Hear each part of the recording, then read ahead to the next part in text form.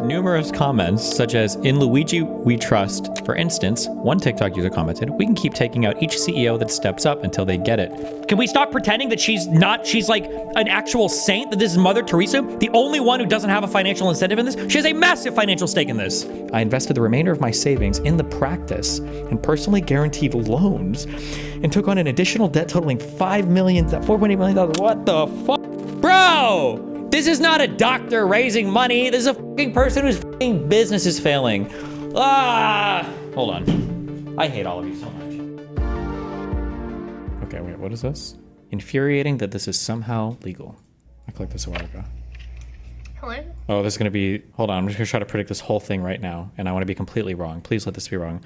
Hello? Oh, you have an illness and it would only cost us 50 cents as a company to save your life? We can't do that because we're evil and we hate you. Go die. Is that what this is about, or is it gonna be something totally different?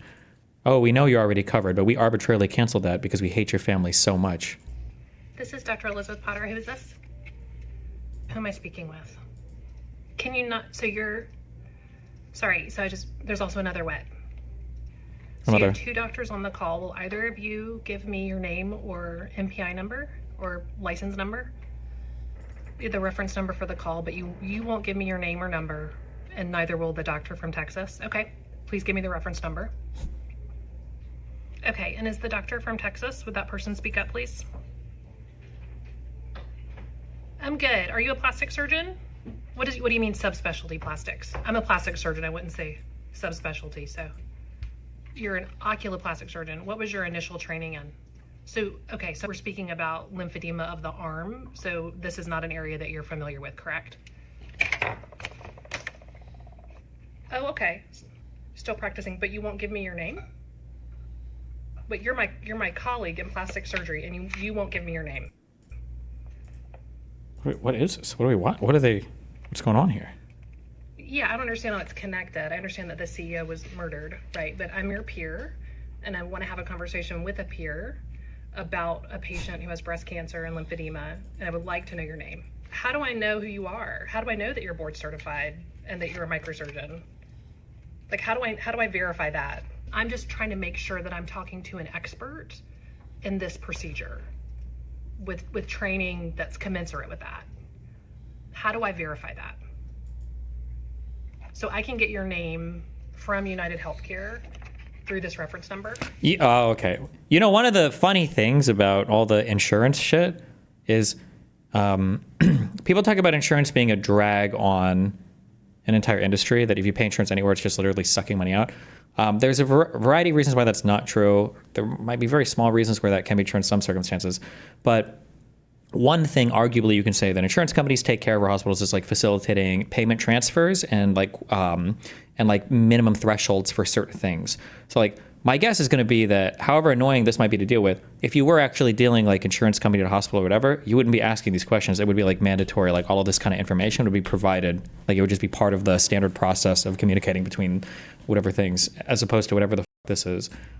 I'm so sorry that this is to protect you as a doctor. I'm really trying just to do the right thing as a patient. And I also personally have been subject to, threatening communication as well. I just want this to be the right thing. Okay, so I'm just gonna have to trust you. You were asking me as a representative of United to trust you that you're a plastic surgeon and fellowship trained in microsurgery. So, okay, I'll trust you there. So do you perform lymphovenous bypass? Have you performed it yourself for patients with lymphedema? Have you performed it yourself? So I don't think I've ever heard a doctor say dealing with insurance was positive or beneficial. I mean, it's always going to feel shitty, but there's a broader macro thing there. And the reality is collecting payments from people is always shit. Like, I'm sorry, but that's always true. Like, you could remove the insurance, like, thank God I don't have to deal with it anymore. Okay, well, now you get to deal with people who can't pay, don't want to pay, start missing payments or whatever. Like, that could be, like, you're going to have to get some other company to do it, or you're going to have to in-house all of it, which you're not going to do, right? And then whatever company you deal with is always going to be dog shit. Like, that just sucks. Like, collecting payments and payment processing and all of that is always, like, it's not a very fun process. Have you been the primary surgeon in evaluating and performing lymphovenous bypass for a patient? Where the government pays them all? Sure, you can do that. But doctors, it's not like they enjoy working with Medicare anymore. Like, there are a lot of hospitals that just, or I shouldn't say a lot, but there are a lot of private practices that just don't accept Medicare, period. So I don't know why that would be your go-to, like, own there. in performing lymphovenous bypass for a patient? Even one? You have not. Okay. Do you treat patients with breast cancer currently and do microsurgery like deep flaps or lymph node transfers? This hang-up doesn't happen with countries with public options. No, my understanding is the clinic/hospital just build the national/provincial provider. Possibly, but I think Americans are more likely to, if somebody says no, they're going to doctor shop and go find some other shit. Whereas the Europores, they get told no and they're like, well, me, I guess. But in America, they're like, somebody's going to say yes, motherfucker. And if it's not going to be you, I'm going to go find the motherfucker to say yes, okay? Or lymphovenous bypass. You have a cosmetic practice currently. Okay. Okay. Do you do microsurgical? Okay. Do you do microsurgical breast reconstruction currently? So you're not doing microsurgical breast reconstruction currently or treating patients with lymphedema currently. Okay. So the patient that we're talking about is a physician and she is going to have an axillary dissection and radiation. A lot of fancy words here, so I know she's correct. And her risk of lymphedema is, I'm assuming you know. Do you know? Do you know what the No, it's important. The specifics are important. Do you know the specific risk? Like the documented risk for her? Like the percentage risk of lymphedema? No. Does she absolutely will need radiation? If she's having an axillary dissection, she's going to have radiation. No, so This is a doctor needing a surgery for a patient. She's on the phone with the insurance's doctors who are denying her claim that her patient's in need of surgery.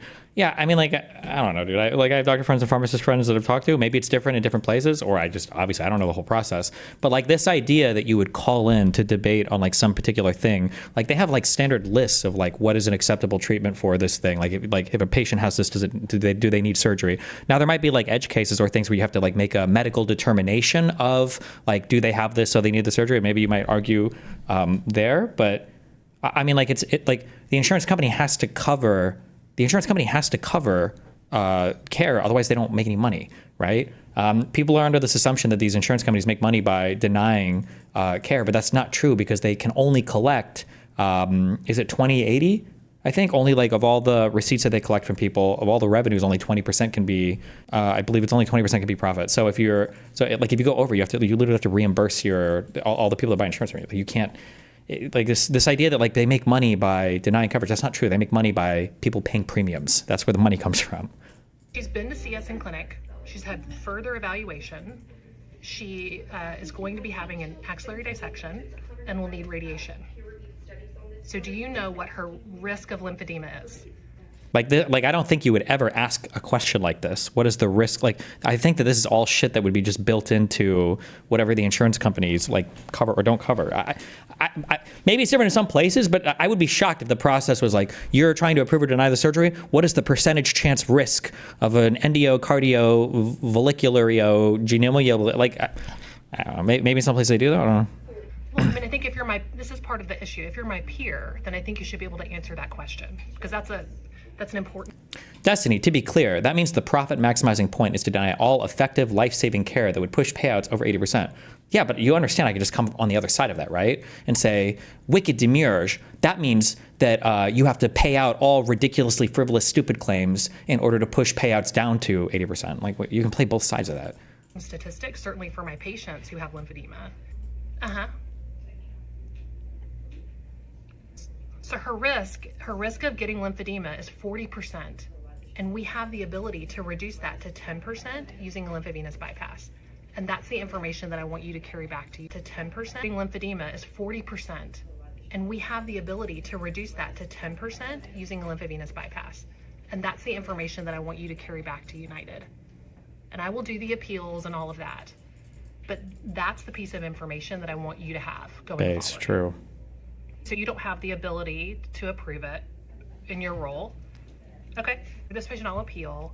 Again, I appreciate your time. I don't think you're my peer in this area. I don't think that you had the specific details around this procedure. You haven't performed it yourself as a primary surgeon. Stephen spelled incorrectly. He's absolutely wrong here. Insurance companies are increasingly putting more and more procedures and medication behind a pre-authorization paywall. Pre-auth is not a paywall, by the way. Doctors regularly have phone calls like this. Listen, go invest in all the healthcare companies and make millions of dollars in them. They're super ultra profitable. Then go show me all the money you're making on them. Go show me all the money these people are making on them. They're not. I'm sorry, you're wrong. Except for my calls, which are always good. You're not actively treating these patients with microsurgery. But I appreciate your time and calling, and I'll continue to reach back out to United. Thank you. Pre-auth just means you have to prove you actually need the procedure, I don't know about that. There's healthcare in the U.S. is so complicated. Pre-auth sounds kind of bullshitty to me. It's like apparently there are some things that are literally always denied on pre-auth or whatever, and you always have to like make a call and do some bullshit. Everything about our healthcare system is kind of a nightmare. United has now removed her from approved provider list, so her patients can no longer see her. She had to sell her house and get a lawyer. United is making her lose her career for exposing them. Well, if they're so horrible to work with, why not just like not work with United patients? No.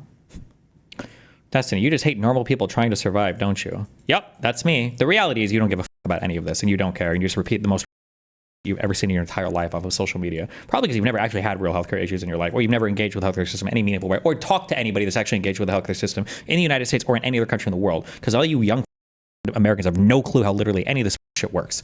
Like, you guys think that you walk into some random European hospital, you get treated out the ass for every single thing you want for free, and that every single person in the United States is dying of like preventable diseases all the time. It's just the most shit ever. But I don't give a so enjoy it. Have fun with it. I don't care. Did you say you were right wing on healthcare? No, not even close. I think public options are, I think, probably good. Or maybe a single payer multi-payer system would probably be good. The issue is that, especially because doctors in healthcare are involved, and because the vast majority of the people that have strong opinions on this are like my people in chat who have never engaged with healthcare before, so they have no idea what anybody even means. The issue is that every intelligent person that we've listened to talk about this issue like acknowledges that it is insanely complicated because every single stage of providing healthcare to somebody is incredibly complicated. Designing pharmaceutical drugs needs a massive private investment when it comes to bringing a drug to market, anywhere from 500 billion to whatever to like the average cost to get through all of your final phase trials to bring a drug to market. And that relies on a whole bunch of like generalized, publicly funded government grant research that other companies like have to pick up in the private sector to bring a drug to market for, right? So there's a whole bunch of like research. There's a whole bunch of companies that are bringing drugs to market. Like the FDA approval process is incredibly burdensome for a good reason, right? As it should be. And that's just like the drug part. Like doctors get paid a ton of money. There's a ton of training that goes into being a doctor that I'm increasingly hearing people argue is probably not worth it. That it's just, there's just too much training for our doctors that they doesn't need to be that much. And then if you were to lower the threshold on that and get more doctors, it would probably make our medical system better. The entire hospital model is incredibly complicated. The fact that you're dealing with healthcare, and so people feel like they're entitled to the latest and greatest drug, otherwise you're literally denying them life-saving treatment. That if like there's a 10% survival operation versus like an 8% one, that if you do the 8% one, even though it might be, 1% of the cost, you're denying somebody a greater chance to live. Like that one guy who blew up on Reddit where people were crying that he got turned down for a double lung transplant after he had lung cancer, stage 4. And the insurance company's like, bro, you kind of gone through everything. Like, there's not much we can do. And people are like, they're murdering him. They're killing him by denying his double lung transplant. They're killing this man. And it's like, it's just incredibly complicated from top to bottom. Like, there's just so many different moving pieces. But people just like look at one thing, and then you get like, you're like, oh, go Luigi. Like, it's just the health insurance company. It's like, okay. This is the surgery center where Dr. Elizabeth Potter operates on breast cancer patients. She's actually in surgery right now. She made a video in January talking about an incident she had. The funniest thing was like several months ago when anesthesiologists, who are the most highly compensated doctors in the world, all tricked the American dipshit public into thinking that they were getting scammed by insurance companies who were going to be turning off the anesthesia in the middle of operations. That the evil insurance man in a suit and tie was going to run into the hospital room and turn off the anesthesia and have patients waking up and screaming. When insurance companies were just like, oh, we feel like you guys are overbilling us on basically all of this shit. I feel like we should have some standards here. And then immediately the doctors for the public, like, just so you guys know, they're trying to turn your anesthesiology off. They're trying to turn it off in the middle of the operation. You guys are going to wake up screaming if these evil, horrible insurance people have it their way.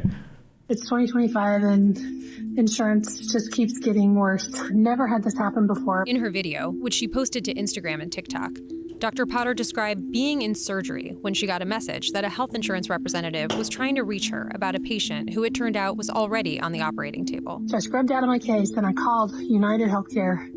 And I was like, to understand that she's asleep right now and she has breast cancer, it's out of control. Insurance is out of... Wait, link me the video on this. And then I'm going to have to take her side of it, but I don't care. Link me it.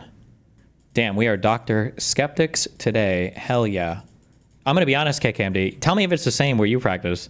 I feel like every single actor in the healthcare world hates every single other actor. Like nurses that I know, will shit on doctors, saying that they're way more cocky than they need to be, that without nurses like keeping track of shit, like doctors don't check charts well enough, or they delegate too much, or they're just like attendings can just be nightmares to deal with. I've heard doctors shit on like having to deal with insurance providers, having to deal with like insane like bureaucratic bullshit at like a hospital, having to deal with like other like healthcare staff that, you know, think they know more than they don't. I've heard insurance people or people that work in like insurance approvals shit on doctors, and no, usually it's doctors, that they'll get like calls to like authorize drugs and shit that are nowhere near on the coverage list, maybe because it's worked well off label for a patient one time. They just make the dumbest request, and the insurance person is like, bro, we don't approve this. This is never going to be approved. I don't know. Like every single person I've talked to, now again, this might be selecting from my role, but every single person I've talked to that's worked in any part of the healthcare industry, it seems like they hate every other part of the healthcare industry. But I don't know if maybe it's different in some places, or if you wanted Dr. Potter's video about this. It's 2025 and Oh, is this her video here? insurance. It's 2025 and insurance just keeps getting worse. I just did 2 bilateral deeps and 2 bilateral tissue expanders for patients. And I've never had this happen before, but during the second deep, I got a phone call into the operating room saying that United Healthcare wanted me to call them about one of the patients who was having surgery today, who was actually asleep having surgery. And, you know, said I had to call right now. So I scrubbed out of my case and I called United Healthcare, and the gentleman said he needed some information about her, wanted to know her diagnosis and whether her inpatient stay should be justified. And I was like, to understand that she's asleep right now and she has breast cancer. And the gentleman said, actually, I don't. That's a different department that would know that information. And I was like, well, she does need to stay overnight tonight. And you have all the information with you because I got approval for this surgery. And I need to go back and be with my patient now. But yeah, it's out of control. Dude, doctor, is this like why would the doctor even be the one talking here? Wouldn't this be like a hospital administrative thing? Like, is this a thing like, hey, we need you to step out for a second. We have the insurance company needs to have a discussion about covering inpatient stay post-surgery. I actually was doing anesthesia for the case she's talking about right now. Based. Control. Insurance is out of control. I have no other words. That's the story on this. In January, Dr. Elizabeth Potter said she was midway through performing a breast reconstruction surgery when a call from a representative from United Healthcare came into the operating room. Wait, sorry, hold on. It's 2025 and insurance just keeps getting worse. I just did 2 bilateral deeps and 2 bilateral tissue expanders for patients. And I've never had this happen before, but during the second deep, I got a phone call. Okay. Gotcha. I didn't know what that was. Now we know. Okay, so Potter, a plastic surgeon, told NBC News. Potter posted a video on TikTok recounting the call that's reached nearly 6 million views. During the call, she said United Healthcare representative wanted more information on why the patient needed an overnight hospital stay, even though the surgery itself had already been approved. The person on the phone asked for her diagnosis for the patient who was under anesthesia on the table. She said, that call was just this wake-up call. If they can ring me in the operating room, not for something urgent, just for that, and to ask me to justify her staying overnight, we have lost her way. Potter acknowledged that it was her decision to step out of the surgery to take the call, but in 2025 with insurance, she says, when they say jump, I say how high. A spokesperson for United Healthcare said the company did not ask, nor would it ever expect a physician interrupt patient care to return a phone call about a notification error or any other insurance matter.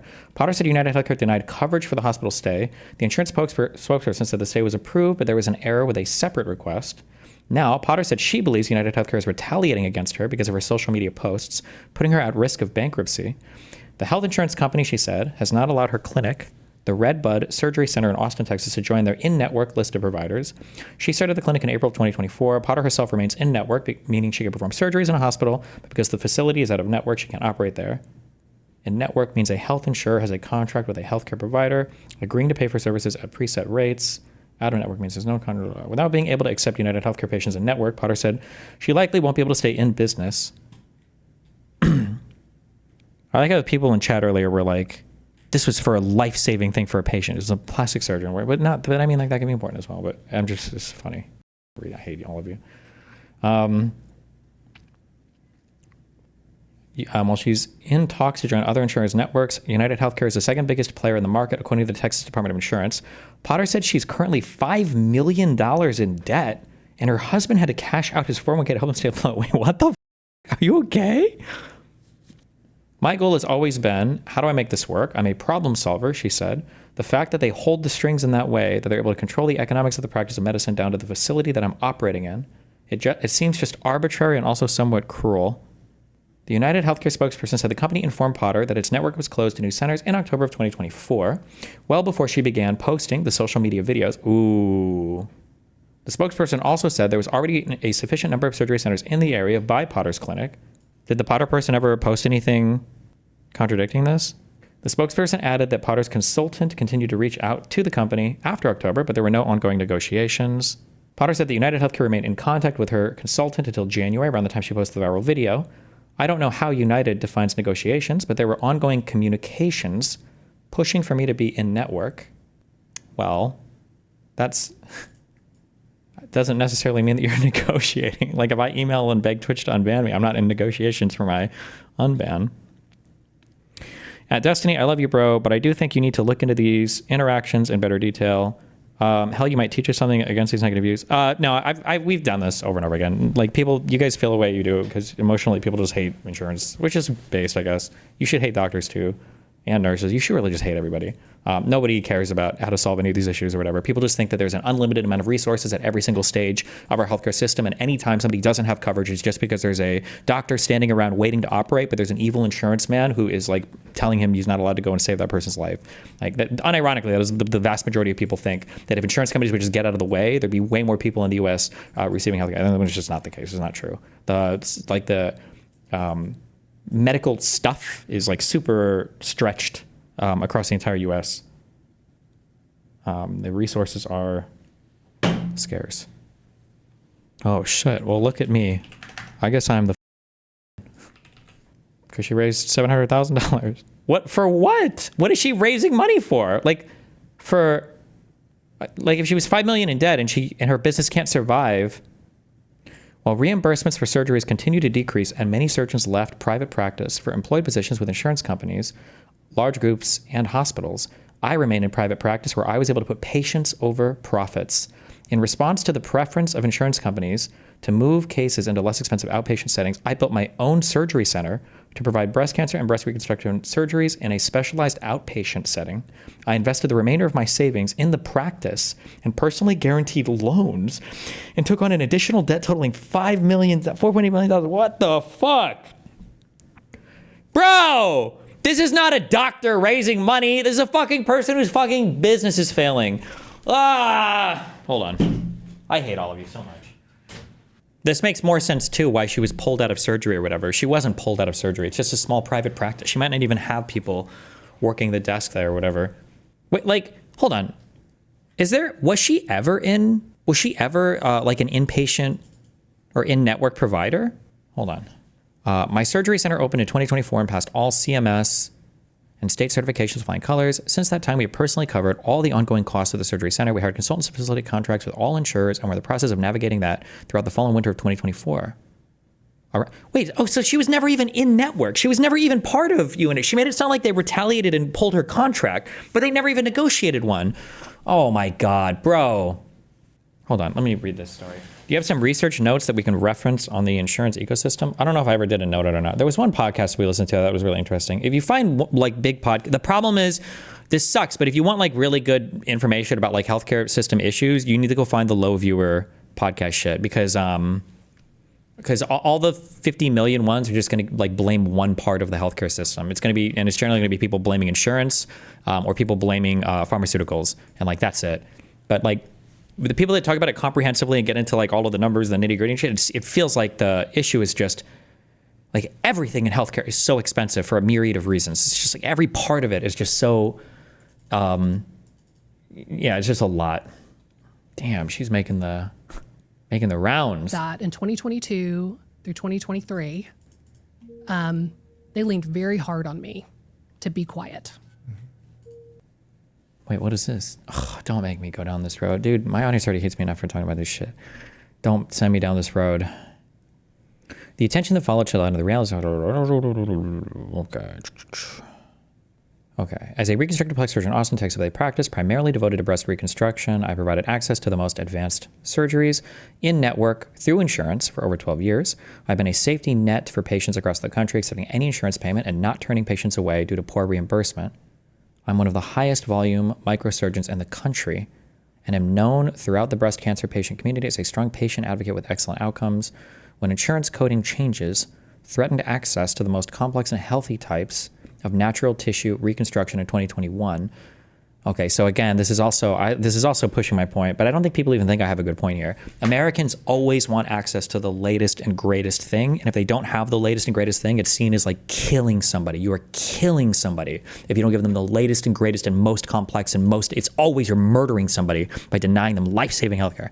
I personally took on the task and cost of reversing that change. Working in a broad coalition with patients and other advocates, we achieved a reversal of the coding change, ensuring the best options remained accessible for the community. While reimbursements for surgeries continue to decrease and many surgeons left private practice for employed positions in insurance companies. Oh, we read this part. So she opened her own center in 2024. So what, did she work with a hospital before here for over 12 years? Is that what this was? Around the time the post went viral, UNH stopped communication with my consultants and have not allowed my surgery center to be in network. It is difficult for me to believe that this isn't retaliation. It's certainly not in the best interest of their members. By refusing to allow my center to be in network, UNH pressures me to either perform breast reconstruction surgeries in hospital facilities at a significantly higher cost, or to require their members to pay out-of-network facility penalties, or to ask insured patients affected by breast cancer to pay cash for their care. Their ongoing refusal to allow my surgery center to be in network is punishment for being a whistleblower. I have started a GoFundMe as a last resort to pay down some of my debt and avoid insolvency. Oh my God. Confidential, not for publication or attribution. Nice. This is looks like a cease and desist to her from United Healthcare. We are writing to demand you correct your knowingly false, misleading, and defamatory social media posts regarding United Healthcare. In short, United Healthcare never asked or expected. Should this not be NOR? Do people just not use NOR anymore? Is that? And then here is the response to her. Oh no, wait. I was curious. Okay, whatever.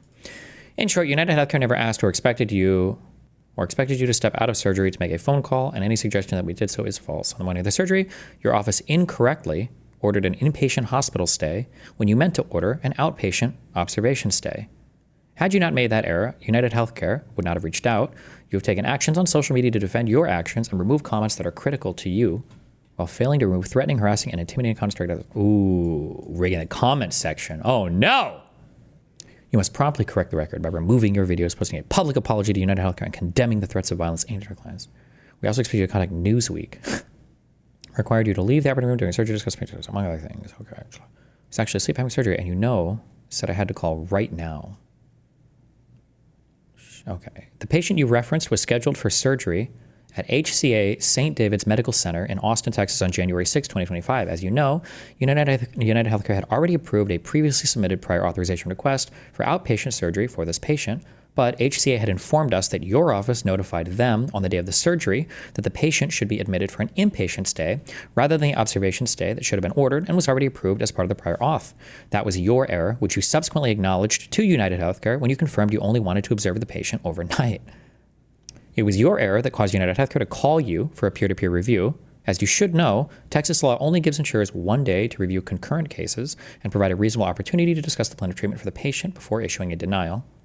Because of the erroneous notification for an inpatient stay, United Healthcare was mandated by law to provide a reasonable opportunity to discuss the patient's treatment with you prior to issuing a denial, and to do so promptly, but this does not mean United Healthcare ever asked or expected you to step out of surgery to return that call.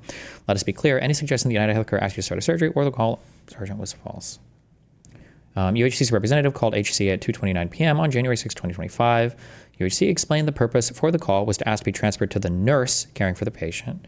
HCA transferred our client's representative to the operating room department. When UHC's representative was informed that the patient was in surgery, United Healthcare asked the operating room department simply to take a message and inform them that the call was not urgent and that you could call United Healthcare back when convenient to you.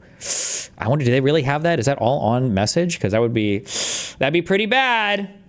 United Healthcare did not ask or expect you to scrub out of surgery and call right now, as you falsely claim. Rather, our client was surprised that you left a patient mid-surgery to return a call that it had informed your staff was not urgent and could wait. You know this because United Healthcare's representative told you this and insisted the call could wait until after surgery, yet you insisted on talking to the United Healthcare, while your patient was in the operating room, unconscious, under anesthesia. Your insinuation that UHC's call forced you to leave your patient in the operating room in the middle of surgery is also false. In the subsequent video, you concede this is precisely how your initial video was interpreted. Wait, where's the follow-up video? Is that true?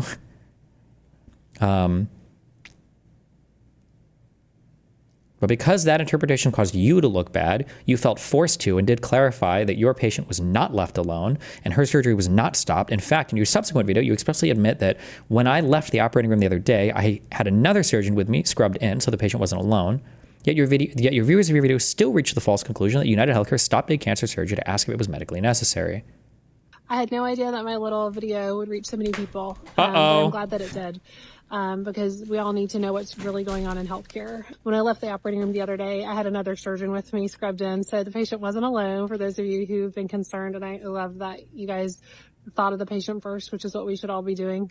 But yeah, it's gotten ridiculous that insurance companies really do control when and what kind of care we deliver. And it's almost like a fear-based system where if an insurance company calls me and says I got to call them right back, like I'm afraid they're not going to pay for my patient's. Well, but apparently they didn't say you had to call right back. And apparently it was because these guys made a coding error, though. This is another thing. I think I saw somebody in chat type that earlier. There's another thing I heard complaints from the friend who worked insurance is that doctors apparently make a lot of paperwork errors, especially private practice people. And that, what was the other thing? Oh, I think I already said it. That sometimes doctors will just ask for like really shit that is like never ever going to be approved. And then they have to argue a little bit. And then but I don't know how true that is. This comes from basically one friend I remember that used to work or might still work at, like approving and denying claims that would come through. So, okay, full transparency. Surgery that patient's going to get stuck with a bill. It's really it's the crazy. Wait. Who's gonna get stuck with a bill? It's really it's the crazy world we're living in right now, and I think that one of the things that like, I'm afraid they're not going to me and says I got to call them right back. Like I'm afraid they're not going to pay for my patient's surgery. That patient's going to get stuck with a bill. You mean that you're gonna get stuck with a bill, right? It's really it's the crazy world we're living in right now, and I think that one of the things that we can do and keep doing is like just talk about it and be honest. And so I'm here for that. Queen. Charlie also made a video on I this. stream often and Oh, I don't need any fucking ordinary whatever YouTubers take on anything related to this.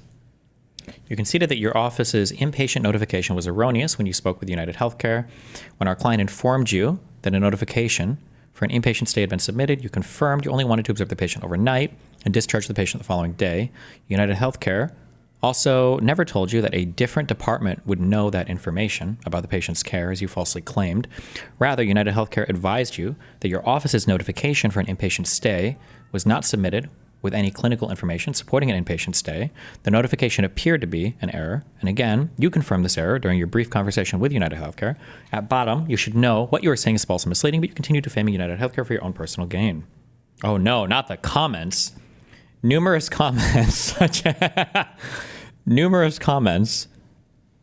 as "In Luigi we trust" and "Need more Luigi" were posted in response to your false claims, attempting to justify the assassination of United Healthcare CEO Brian Thompson. Many comments called for similar actions against United Healthcare Group and United Healthcare executives and employees. For instance, one TikTok user commented, "We can keep taking out each CEO that steps up until they get it." Another user commented, "Guess someone else needs to be killed for them to get the point. LOL, what in the world?" Other comments included similar sentiments, including, "They got the wrong CEO. There's one above in United Health Groups."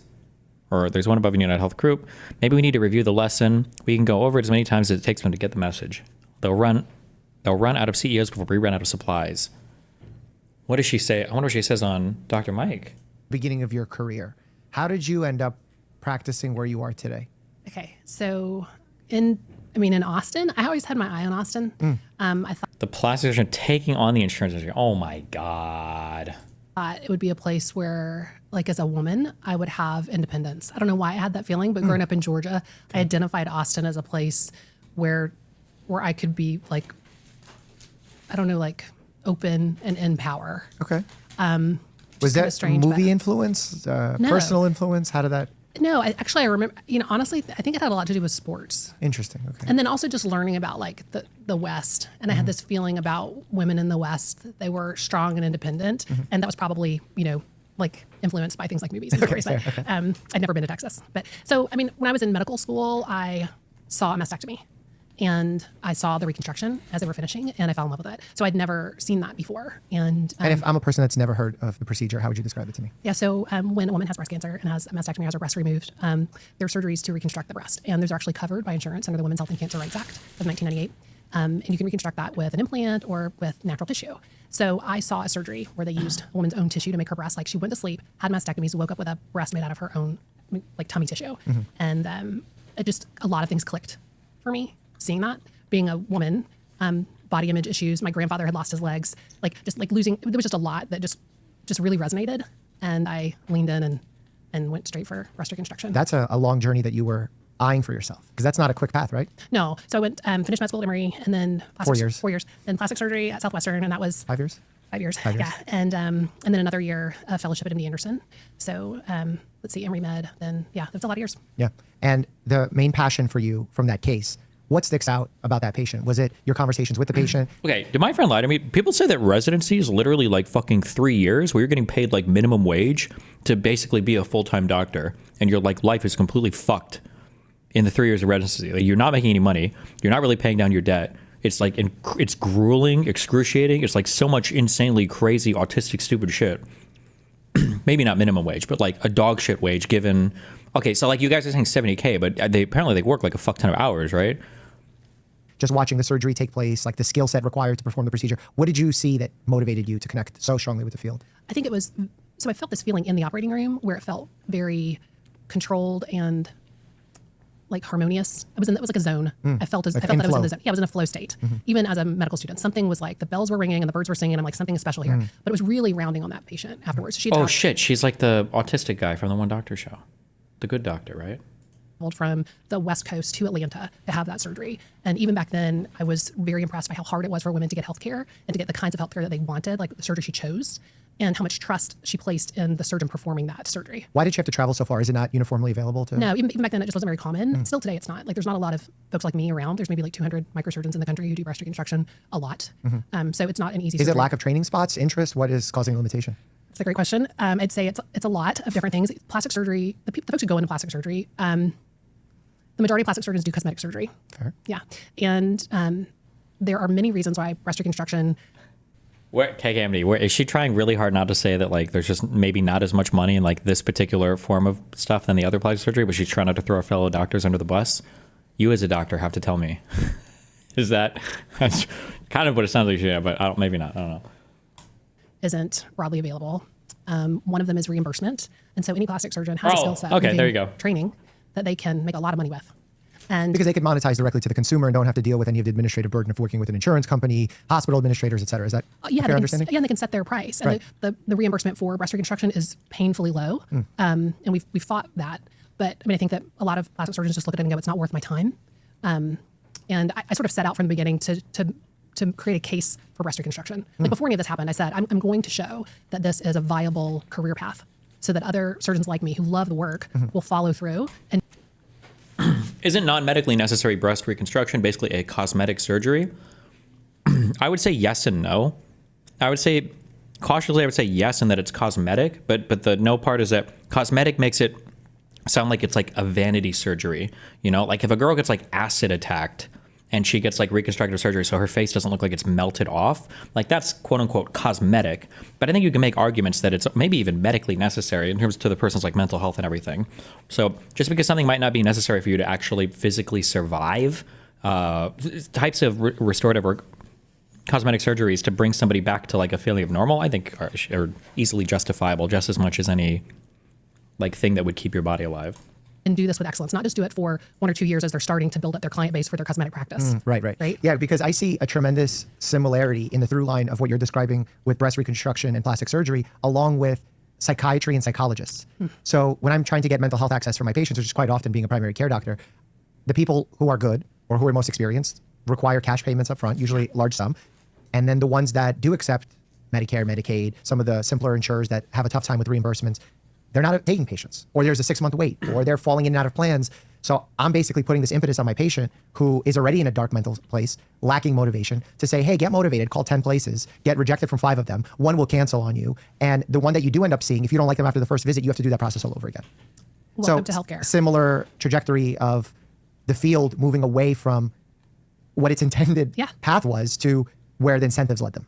Absolutely. The financial incentives, if we're being honest about it. And also just the system, Yeah. the way the system's built. I mean, it's gotten more and more cumbersome for doctors to practice within the insurance system, even if they want to, even if the reimbursement's good. Yeah. Just the overhead of doing that and how hard it is to jump through hoops. And so I think that there's a lot of similarities there. For me, it's, a cancer patient who's already, they're so down and out. Right. They have no extra energy to fight a fight to get breast reconstruction. If you put up an obstacle in their path, they're probably just not going to get it. They're just going to have a mastectomy and fight that fight another day, or maybe not have reconstruction. So I really wanted to demonstrate that this could be done honorably and fairly and with excellent outcomes. And I was on that path, full steam ahead doing that. I even built my own surgery center. Wow. Where I was took out personal loans, right? And built that myself to say, I can do this surgery in an outpatient setting and save money and have better outcomes and have a better experience for women affected by breast cancer. And I was full steam doing that and trying to negotiate with insurance companies to be in network with that. Yeah. And then all of the other happened too.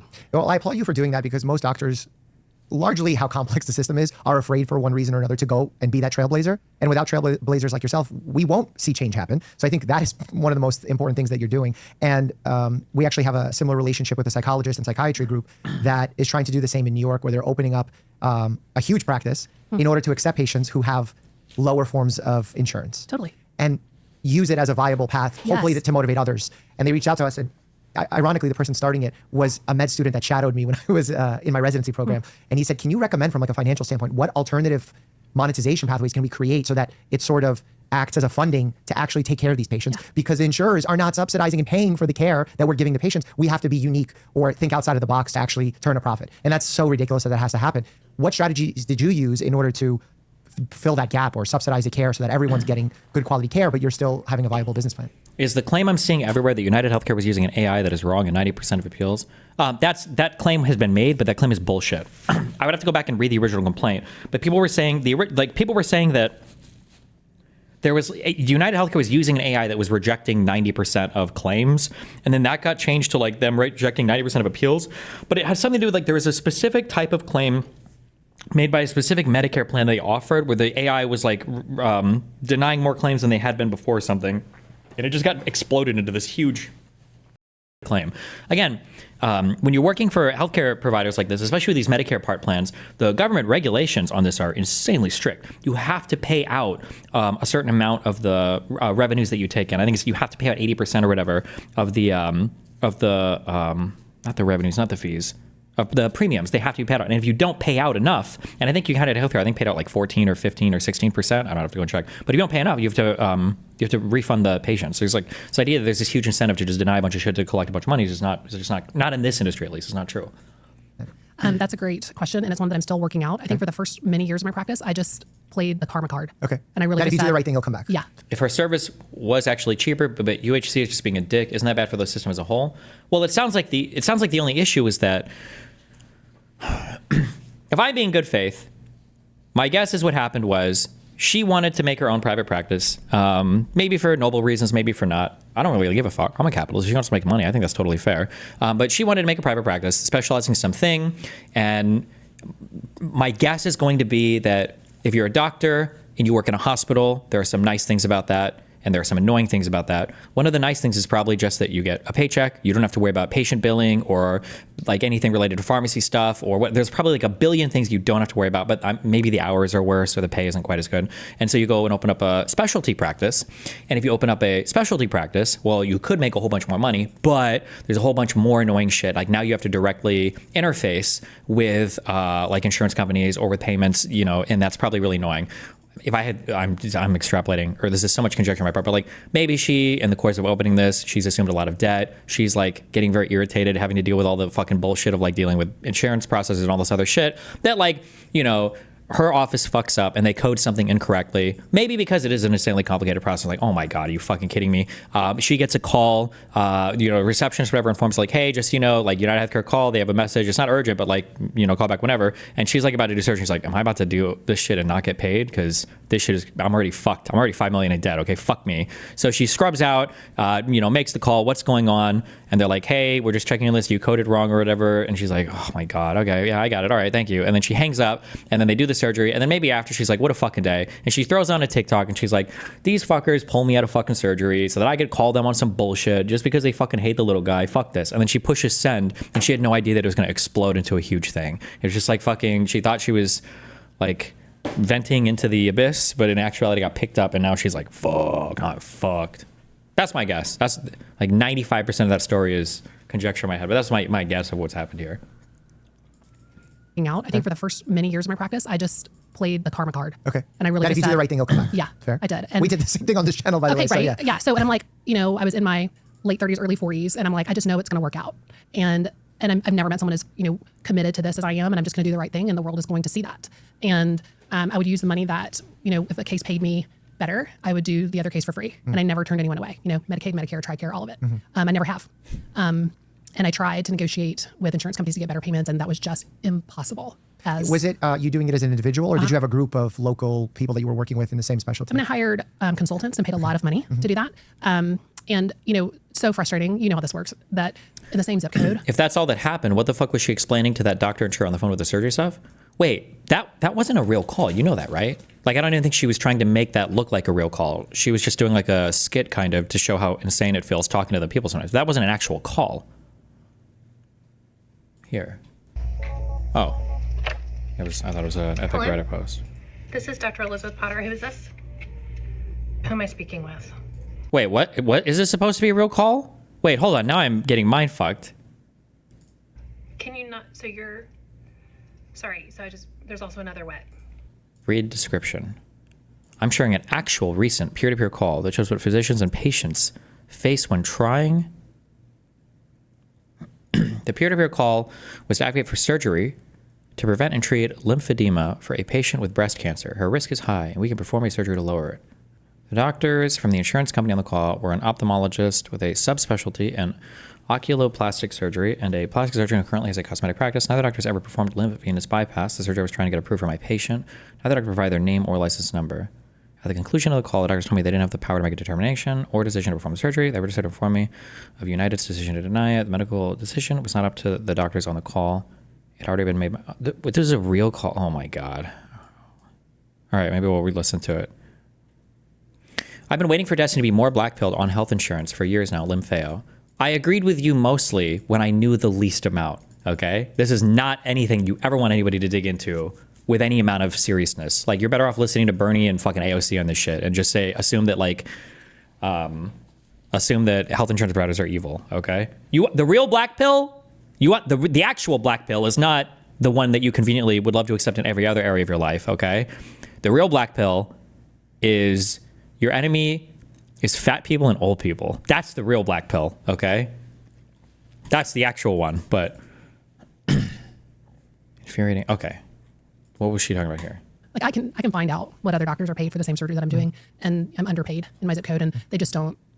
And is that care. because you're out of network, or what's leading you to be paid less than them? I'm in network for everything. So then what is the reason for the disparity? It's just, so there's no transparency. So how are you able to find out? FairHealth.gov. And when you're finding that out, do you have a reason why they're earning different sums for reimbursements? No, and that's still quite an important question that all doctors need to be asking. Like, why is it that in the same zip code that a doctor, maybe even with less experience than I have, is paid 30% more than I am? Is it due to... Is this before or after she started her business? Largely how complex the system is, are afraid for one reason or another to go and be that trailblazer. And without trailblazers like yourself, we won't see change happen. So I think that is one of the most important things that you're doing. And we actually have a similar relationship with a psychologist and psychiatry group that is trying to do the same in New York, where they're opening up a huge practice in order to accept patients who have lower forms of insurance. Totally. And use it as a viable path, hopefully Yes. to motivate others. And they reached out to us and ironically, the person starting it was a med student that shadowed me when I was in my residency. The care that we're giving the patients, what strategies did you use in order to business plan?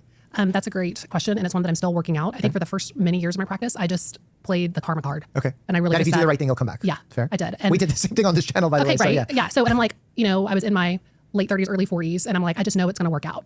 And I've never met someone as, committed to this as I am, and I'm just going to do the right thing, and the world is going to see that.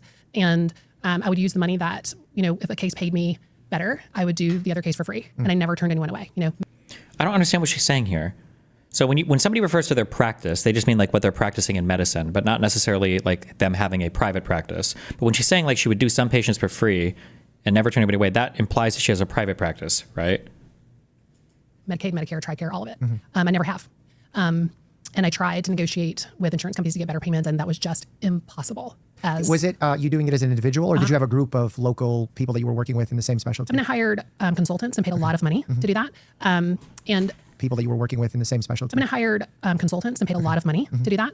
And so frustrating, how this works, that in the same zip code, like I can find out what other doctors are paid for the same surgery that I'm doing, and I'm underpaid in my zip. How is she underpaid? Doesn't she pay herself? Or is she just underpaid because her business collects more money because she owns the business? I don't understand that. Doesn't she just pay herself? By insurance? So she's saying that the compensation for these types of surgeries are lower, or I don't understand that. Why would she be paid less than other doctors in the same zip code if it's for the same type of surgery? Or she's saying it's practice by practice is different? Code, and they don't.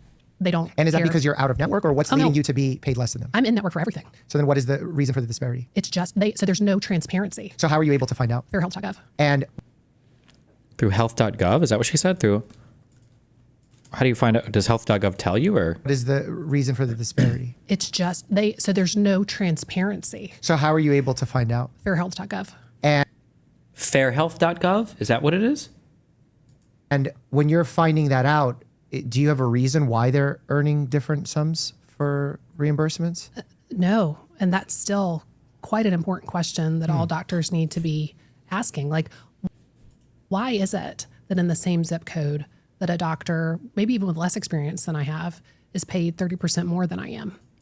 Is it For what? For per surgery or overall, or per, like in the same thing, or?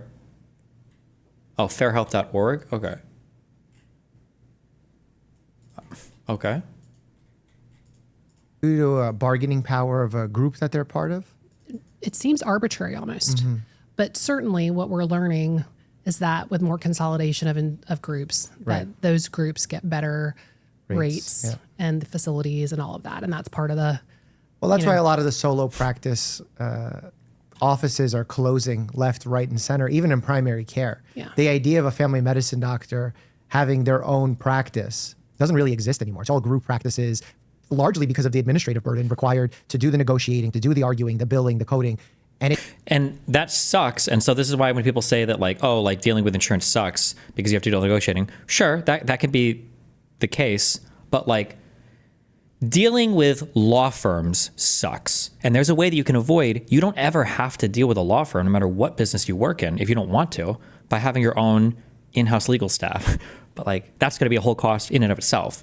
Like, you don't have to deal with all these insurance companies, all that shit if you don't want to. Technically, every doctor today, I think, has that ability.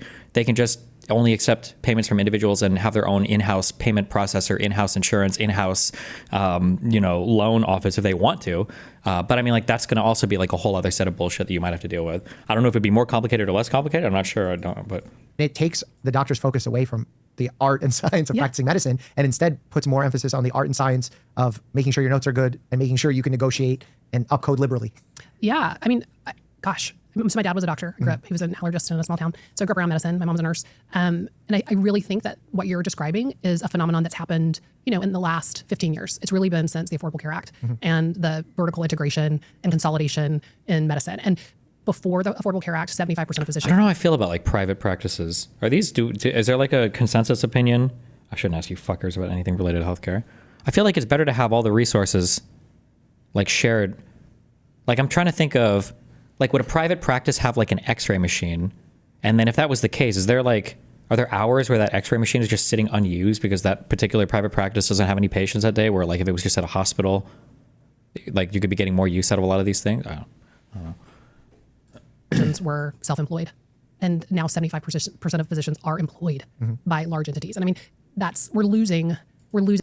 Oh, if you want her response to the letter, she denied making an error. I recently shared a video after I was asked to call United Healthcare from the operating room to answer administrative questions about the patient who was having surgery to treat breast cancer. Ooh, she changed this to passive. I was asked to call United Healthcare from the operating. She didn't say who asked her, so it could have been her own person now, right? Okay. Despite my efforts, they denied her stay. Having surgery. Okay. I spoke up because it's simply gone too far. I'm sharing United Healthcare's letter to me and it's entirely, I'll let it speak for herself. My words were true and the situation was absurd. I followed all safety protocols. My patient was with my co-surgeon who continued operating. I had requested an overnight stay for medical reasons. This was not an error on my part. The overnight stay sounds like the observational stay that they'd already approved, though, unless the gaslighting and harassment in the letter, which United sent me, has not worked to do anything other than strengthen my resolve. I will continue to speak honestly, clearly, and plainly about the state of health. I mean, if she's already $5 million in debt, she might as well fucking keep digging, huh? Based.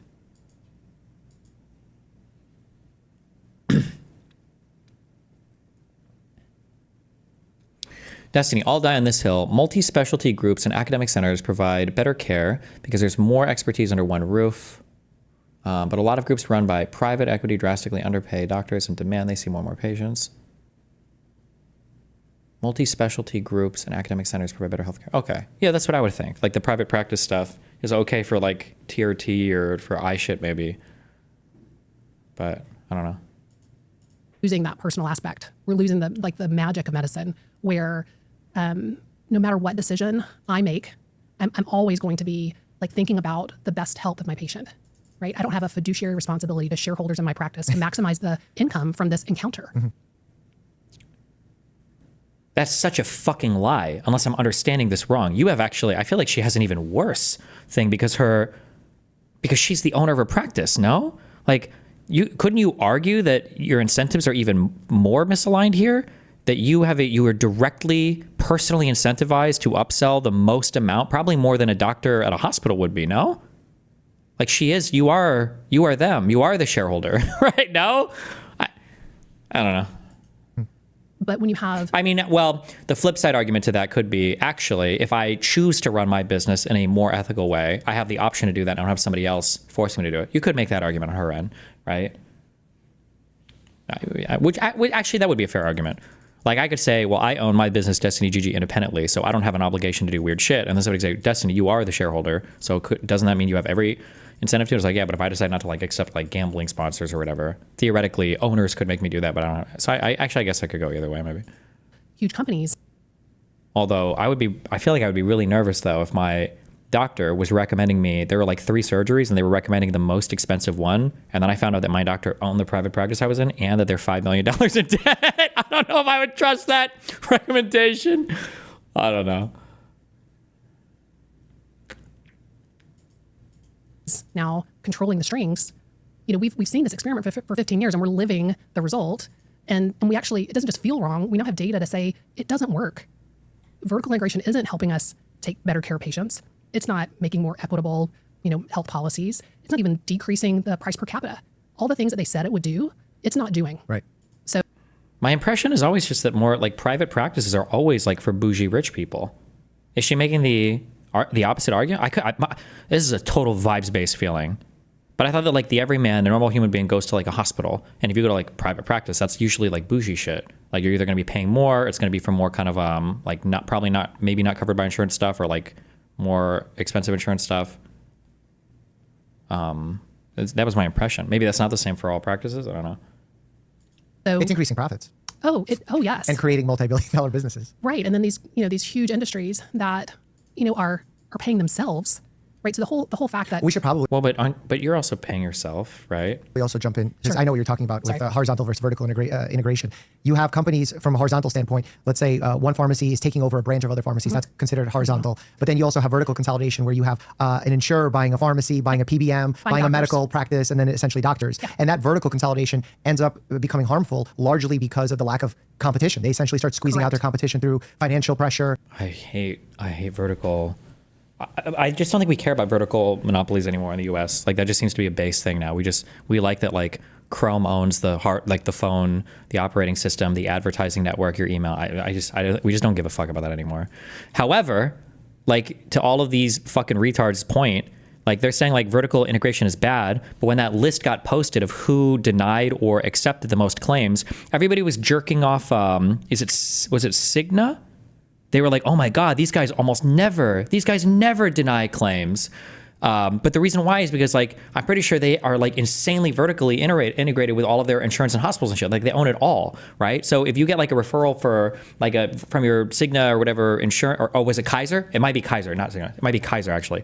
If you get a referral from like your Kaiser insurance company to like a Kaiser pharmacy, it's in a Kaiser hospital with like a fucking Kaiser doctor in like the employment city owned by Kaiser in the country of like Kaiserstan. And it's like, yeah, these guys never reject anything because they literally own the whole fucking thing.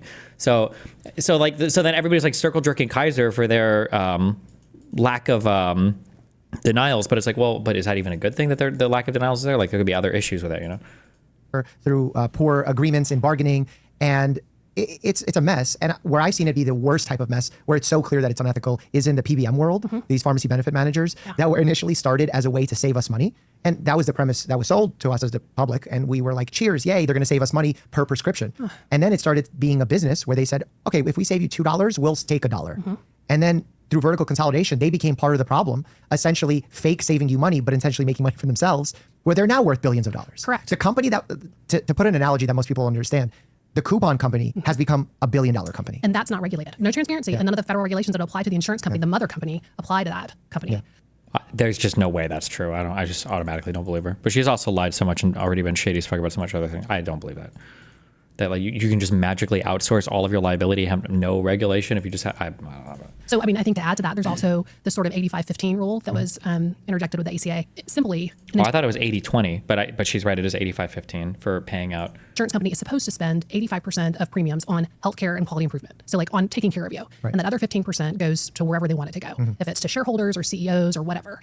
So one of the ways that vertical integration has been gamed is that they're now paying themselves, right? So to get into that 85%, they can say, okay, the cost of this drug is part of the cost of care for the patient, but they're actually just moving money from the right pocket to the left pocket. Exactly. Right, so it's cost, but they What if they have to buy the drug? That is an expense, is it not? I don't understand. never left the bank. Yeah. And all the while, if they can make the whole pizza bigger, the whole pie bigger, then that 15% on the top, that's how you get someone, you know, at United who's making $64 million this year. Because if you can make the whole pie bigger, then that 15% is sweet. And the rest of us have to deal with the fact that we've just increased the cost of healthcare. Well, it probably has more to do with the fact that United Healthcare insured like. Why the number 80 million is popping in my mind, but it's not. That's not true. It's just because she said 80-20 or 85-15. It's probably because it's a huge fucking insurance company, right? to make them more money. Right. And that cost is sometimes hidden pretty well because they'll move it around from your monthly premium to your deductible to your copay. And you might say, oh, well, my annual amount that I'm spending on the monthly premium isn't that much different. Yeah, but now you're paying double the amount when you go see the doctor. Now, Yeah, that's called your plan. Like what? Yeah, that's just your healthcare plan. Like, oh my, like sick life hack, guys. Did you know that if you double your deductible, your premiums go down? Like, yes, that's called buying insurance. when you have a major surgery, the cost that you have to incur on your own is much higher. And when they do that, they create really good press hits surrounding it, where they say, well, look, premiums so didn't go up. expensive. Well, what about all the other things that you've packaged into it? Correct. And I see that not just as a physician, but probably I learned more about it running a small business in paying insurance for the employees of our company, where I look at the cost, I'm like, oh my God, how do people afford this? Yeah. The cost has become absolutely astronomical. And I'm curious how that plays into you running your business and how it changes the way you take care of your patients. Gosh. Okay. So, I mean, at the heart of it, I always try to just do the right thing. I mean, I do. And that's where I'm not trying to game the business and I'm not trying to make more and more money, but Well, you're trying to do the right thing health-wise for your Health-wise, patients. right. Versus some of these private equity owned industries are thinking about the profits and the doctors and the clinicians are thinking about the patients. Totally. And it creates this tension that even, I don't know if you watch the show The Pit on HBO, you see that Such a where, great show. he's saying we're taking care of patients, we're doing the best we can. It's like, you need to increase satisfaction. Is your stance that both of these doctors are just lying? I know that it's really, really hard for you when I say that there's issues all over the place and the only thing you hear is, oh my God, since he's not agreeing 100% with me, he must be pointed 100% the other direction. I don't think that either of them are necessarily lying. It's just that people dramatically upplay one actor and then downplay every other actor involved, right? So like right now, they're saying that like these pharmaceutical companies or not the pharmaceuticals, the med group or whatever, the insurance companies are so fucking rigged and horrible. Okay, well, why not? If she has a private practice, why not just charge her patients a whole bunch less money? And it's like, well, that's naive. They still have to buy the equipment. Okay, well, why can't the equipment makers just charge less money? Are you saying they're greedy too? And it's like, okay, well, maybe not the equipment, but like the drugs will cost too much. It's like, I thought that was because of insurance. What if they just do all of it cash? Are they part of the problem too? Like the problems are everywhere. Everything in healthcare is absurdly fucking expensive. Partially for okay reasons and partially for retarded reasons, maybe. But like it's really complicated. There's a lot of players involved. All of them are highly compensated. All of them make a fuck ton of money. There's like supply constraints. There's market problems involved in all these stages. So to just point to one person and go, that's the person to blame is fucking retarded. That's all I'm saying. You need to increase the amount of patients seen per hour. And it's like, well, do you want us to deliver good care or do you want us to see more patients? Listen, do we want more money and higher throughput or do we want quality? Right. And we just haven't decided as a country what we're like. Even these statements are dumb. I understand why Dr. Mike is saying it. I understand why this lady's saying it. But when they're saying like, do you want us to see more patients or do you want us to give more quality care to some patients? Quality, and it's actually so funny they say this because like when you're evaluating like the efficacy of a drug, things like how likely a patient is to take a drug are part of the quality evaluation, right? Let's say that you can take one pill and it has like a 80% effective rate, or there's like a pill that you can take twice a day for 3 weeks, and if you do the entire time, it's got like an 85% effective rate. You wouldn't automatically say the 85% pill is better because you would have to measure, like through clinical trials, well, how likely are patients to stick on this entire treatment plan to the end? And if it turns out that like half the patients drop and then the effectiveness drops like 40%, well, then you go with the 80% effective drug, right? Quality is not just a matter of like how much care can you give to one person. It is also a matter, like it or not, of how many patients can you see, right? There might be like the best quality you give to a single patient, or you could see 10 patients in a country. Well, when the resources are limited, it might be better to see 10 patients or have higher throughput versus just spending all your time on one person. Your healthcare outcomes for the entire country and the aggregate increase. Your healthcare outcomes for the 9 people that get seen instead of just the one person getting seen, all of their healthcare outcomes increase, right? But these questions are, people don't like evaluate sometimes the scarcity of resources that exist like peripherally to them when they're answering these questions, you know? Going after. Right. We spent the last 15 years going after, money and numbers, Yep. right? How do we get more efficient? How do we see more patients? How do we do more cases in a day? And it's just demoralizing. And that's where all of that, that moral injury for physician. Like, yeah, I mean, like unfortunately, that's part of the calculation. If we had unlimited resources, then this is a legitimate thing. But when your resources are limited, sorry, it sucks, but comes into play. Even talking with physicians who work as within insurance companies doing peer-to-peers. So I've had some private conversations with folks doing that, and they say that's exactly what it is. It's like, I have to do 20 of these a day, and I'm only judged on how quickly and how quickly I can get this off the plate. I don't have time to dig in and look at the data, right? If I'm doing a peer-to-peer call on, say, a breast reconstruction case, there's no way that I'm going to actually inform myself about that. They just want me to deny it and move on. And if I approve it, then someone leans on me. So yeah, I mean, I just think across the board that we have, like in chemistry where you have the equilibrium. Yep. Le Chatelier, right? Le Chatelier principle, like where it's like the balance. That's taking me back to a place where I don't want to go. I know. But I feel like we have this equilibrium, and we're supposed to have a good position where we have, it's America. We have the business of medicine, and we have healthcare, like the providers, and we want the patients to be somewhere on this balance where they're getting great care, and also the industry is healthy, and the workforce is healthy, and they're well paid and all of that. But we're so far away from giving good care and so heavily towards making money for insurance companies that we've lost it. Like, we have to reset in a different place, and that is going to be so painful for the industry. Yeah, very painful.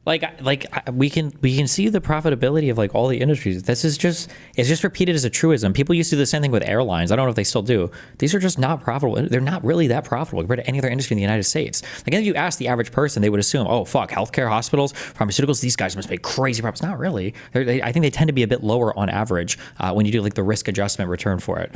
Are there a few few companies that are very profitable? Yeah, but that's because there's like a graveyard full of companies that all failed to patent their drug or succeed in their thing that went bankrupt.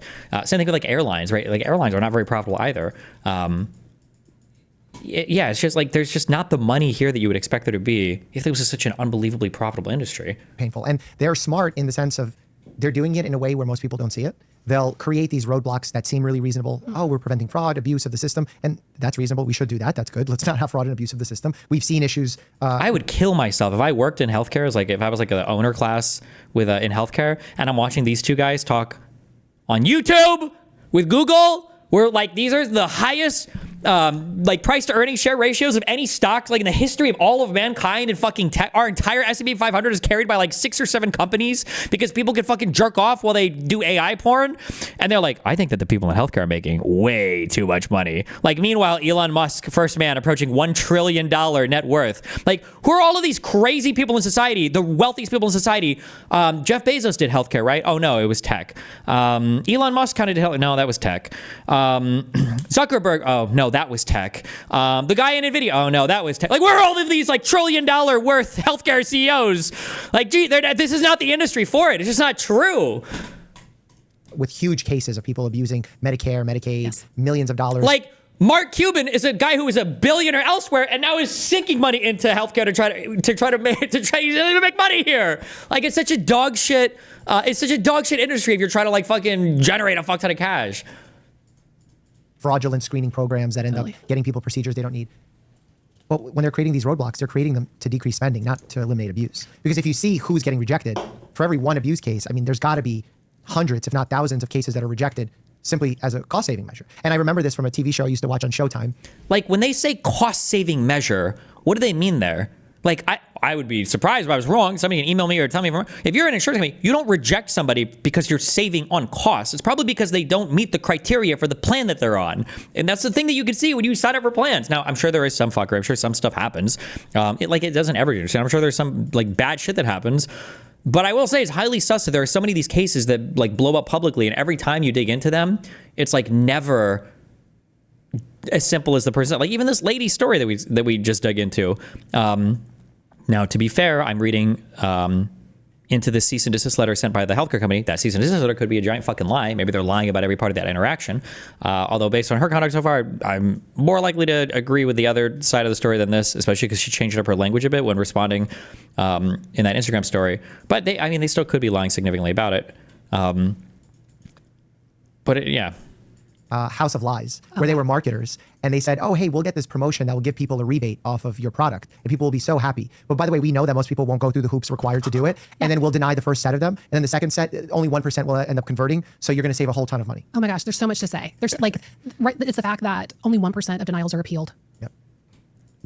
So say you want to decrease fraud and abuse. Well, they're not just decreasing fraud and abuse. They're denying everything. Yep. The good stuff And even the when bad the things stuff. are appealed, Wait, over 50% I are don't even know what that means. Wait, hold on. Denials are go through the hoops required to do it, and then we'll deny the first set of them, and then the second set, only 1% will end up converting, so you're going to save a whole ton of money. Oh my gosh, there's so much to say. There's like, right, it's the fact that only 1% of denials are appealed. Yep. I don't know what that is referring to, because my understanding for like pre-auths is like 70% of these denials are appealed, and then usually won because it's either a coding issue or they make you appeal every single one, and then usually you win if you put any information in, or I don't know which thing in particular she's talking about there, but. So say you want to decrease fraud and abuse. Well, they're not just decreasing fraud and abuse. They're denying everything. Yep. The good stuff And even the when bad the things stuff are appealed, over 50% are denied. Again, so that's baked in to the business plan, right? I've seen some stats from the Kaiser Foundation where like 18, 19% of in-network insurers are denying cases, claims, et cetera. And then out-of-network, it gets up to double, even more than double, 37, 38%. Think about the number of that. That's over 3 out of 10 claims are being denied. And while certain insurers say, well, it's better for us, ours are lower, I don't see that happening as a person who deals with it holistically on a large scale. I don't know if you do. Just back it up and think about this. Like we have people paying their hard-earned money for premiums because they expect that their risk is being reduced in some way. They're being taken care of in some way. And 20% of the time, they're being denied. Like, and what is the reason for denial? It's usually administrative or other. Yeah. They're backed that their risk is being reduced in some way. They're being taken care of in some way. And 20% of the time, they're being denied. Like, and what is the reason for denial? It's usually administrative or other. Yeah. It's not medical necessity. It's administrative or other. It's a technicality. Yeah. And Well, what does that mean?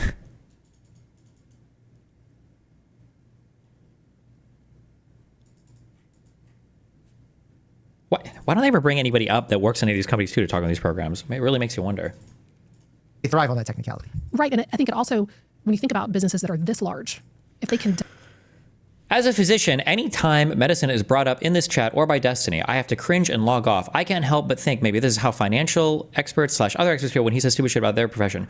Mister, your name is psychiatry, so you're already, one, a fake doctor. Every medication you prescribe is barely beating placebo, and you probably have a private practice, plus you're probably bald, plus you're probably rich, plus you're probably white. You know what you need to do.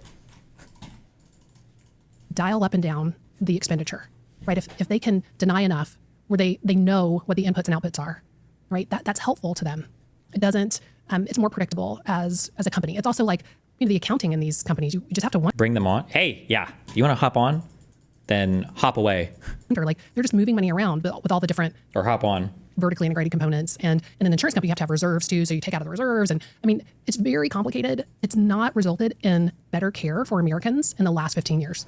And we were sold that, right? There was a big study in 2008 that looked at, it was called like the triple aim in healthcare. And it was this revolutionary idea that, okay, now to have good healthcare, to have a good health industry, we're going to have to address, these three components. And they were like, let's see, cost per capita, the patient experience and patient experience of care. We'll fill it in. Okay, sorry. So basically, it led to us doing vertical integration, right? It was like, this is the reason why we need to do this. Yeah. Okay, so come 2022, and they're like, oh, darn, that actually didn't work at all. And now they've added in, we actually need to look at health equity, and we need to look at the workforce health, because we didn't think about that before. The doctors, we need more money. And we've set ourselves on a course that we're crashing.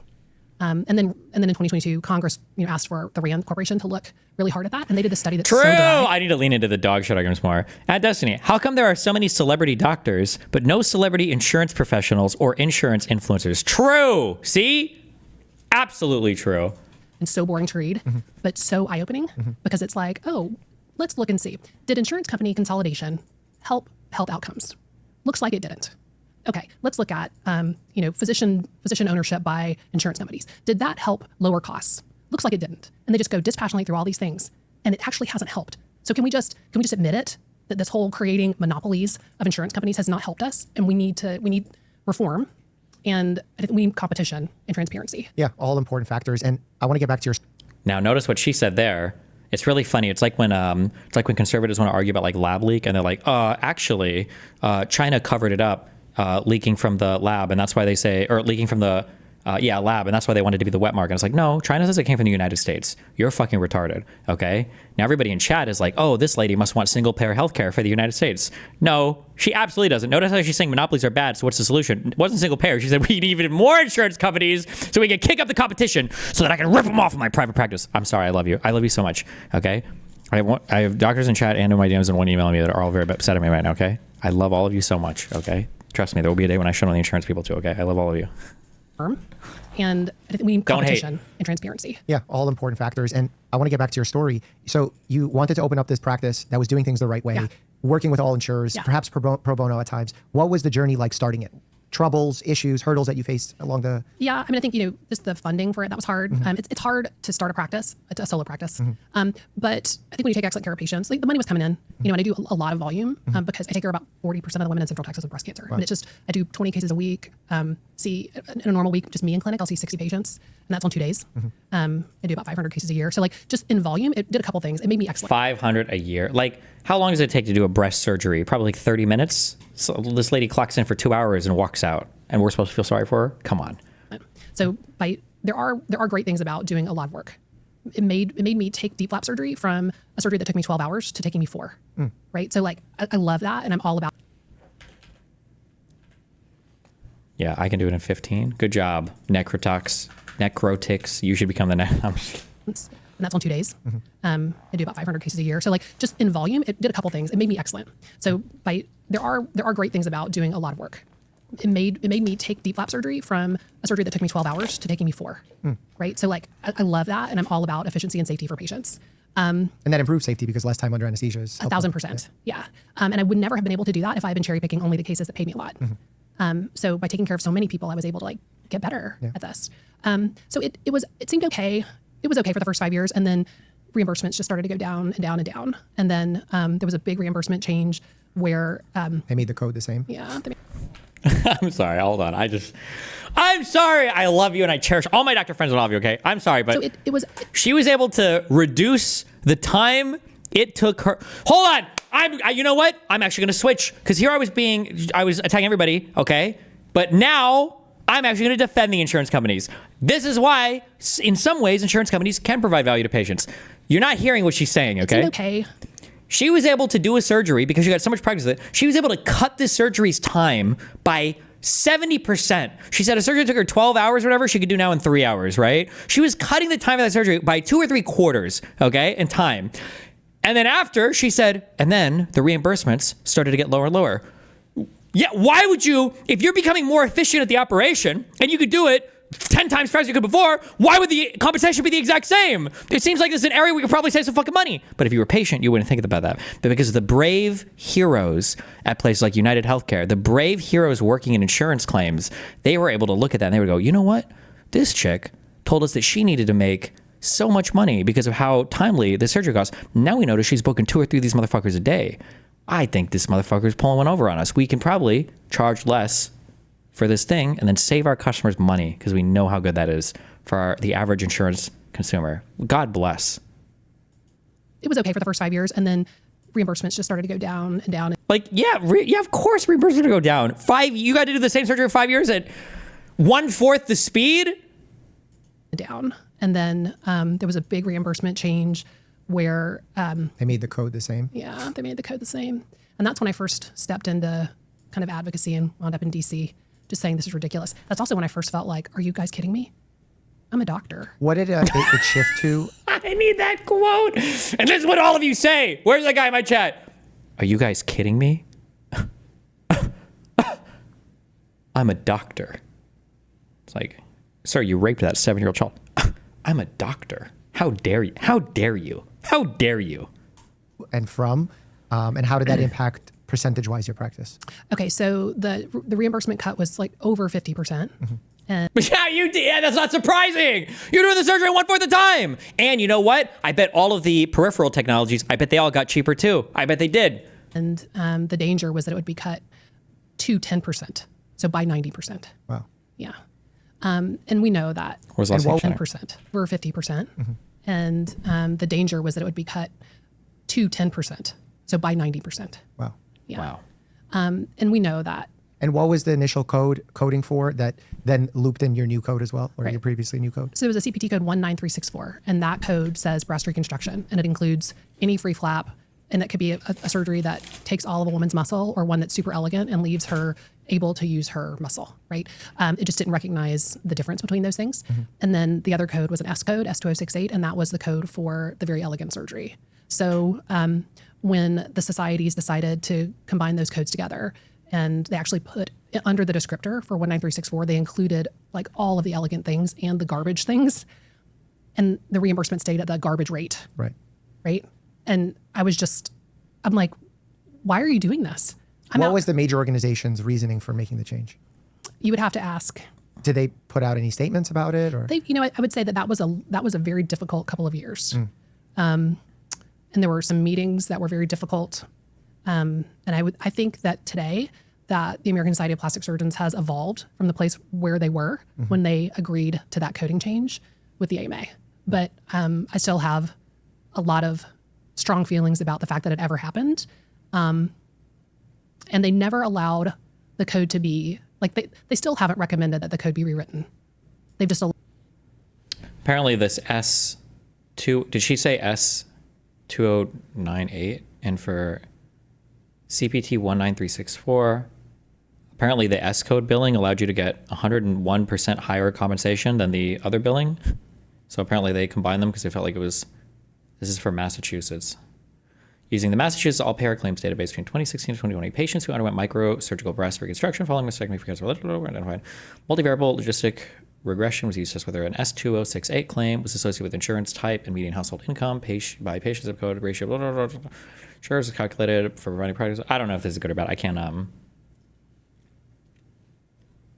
I would need to read way more to know who to side with here. But by default, I would side with the insurance companies because I love them.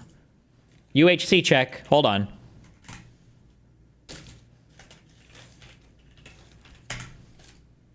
Oh, 304. Oh my God. Look at this.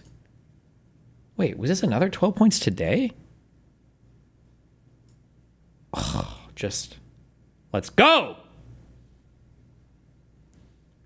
The AMA approved of the change. That's doctors. Excuse me, the AMA might have approved the change, but she wasn't talking about the AMA. She said the Association of Plastic Surgeons, okay? Her specialty group, all right? Allowed for the Oh, that's from yesterday, fuck, because it's Saturday, my bad. existence of an option. That world is very dark. The world of the CPT code and the AMA is very dark. And I mean, by the way, the coding book is, it's published by United. It's Optum and the AMA. And the AMA makes what, $200 or $300 million a year on that? There's a vested interest in continuing that. The what? It's what, 200? It's published by United. It's Optum and the AMA. And the AMA makes what, $200 or $300 million a year on that? Ooh, now the AMA is the enemy as well. Oh no, she's going after everybody. Fuck. There's a vested interest in continuing that status quo there. So, I mean, we could have a conversation about RVUs and how doctors are not, I mean, that it's broken, but people are heavily invested in the status quo. From a lobbying perspective. Lobbying, but also just the existence of, I mean, we're locked into a system currently with RVUs that doesn't value physician work. Like all it values is, for me as a surgeon, like the time in the operating room, like the malpractice and the overhead. It doesn't. But what about the care and the love? Like sometimes when I do surgery on a patient, I want to give them a Hershey bar afterwards or write a cute note saying thank you for all the money. It doesn't reward me for doing surgeries that have better patient outcomes. Like the patient isn't even factored in. It's that system, and for folks who don't do procedures. Yeah, for us in primary care, it's strictly numbers. It's a quota game. It's basically. ridiculous. I mean, for my I could be totally wrong here, totally outside my thing. Fuck, what does this remind me of? There's a thing this reminds me of. Evaluating for patient outcomes in some ways could be very, very, very bad because it might incentivize you to only treat certain types of patients. So like, I believe, I think that like Cuba has some of the best patient outcomes in the world when it comes to like childhood health and everything, or like babies that are just delivered and shit. But it's because they have an absurdly high abortion rate. It is insane how high it's like.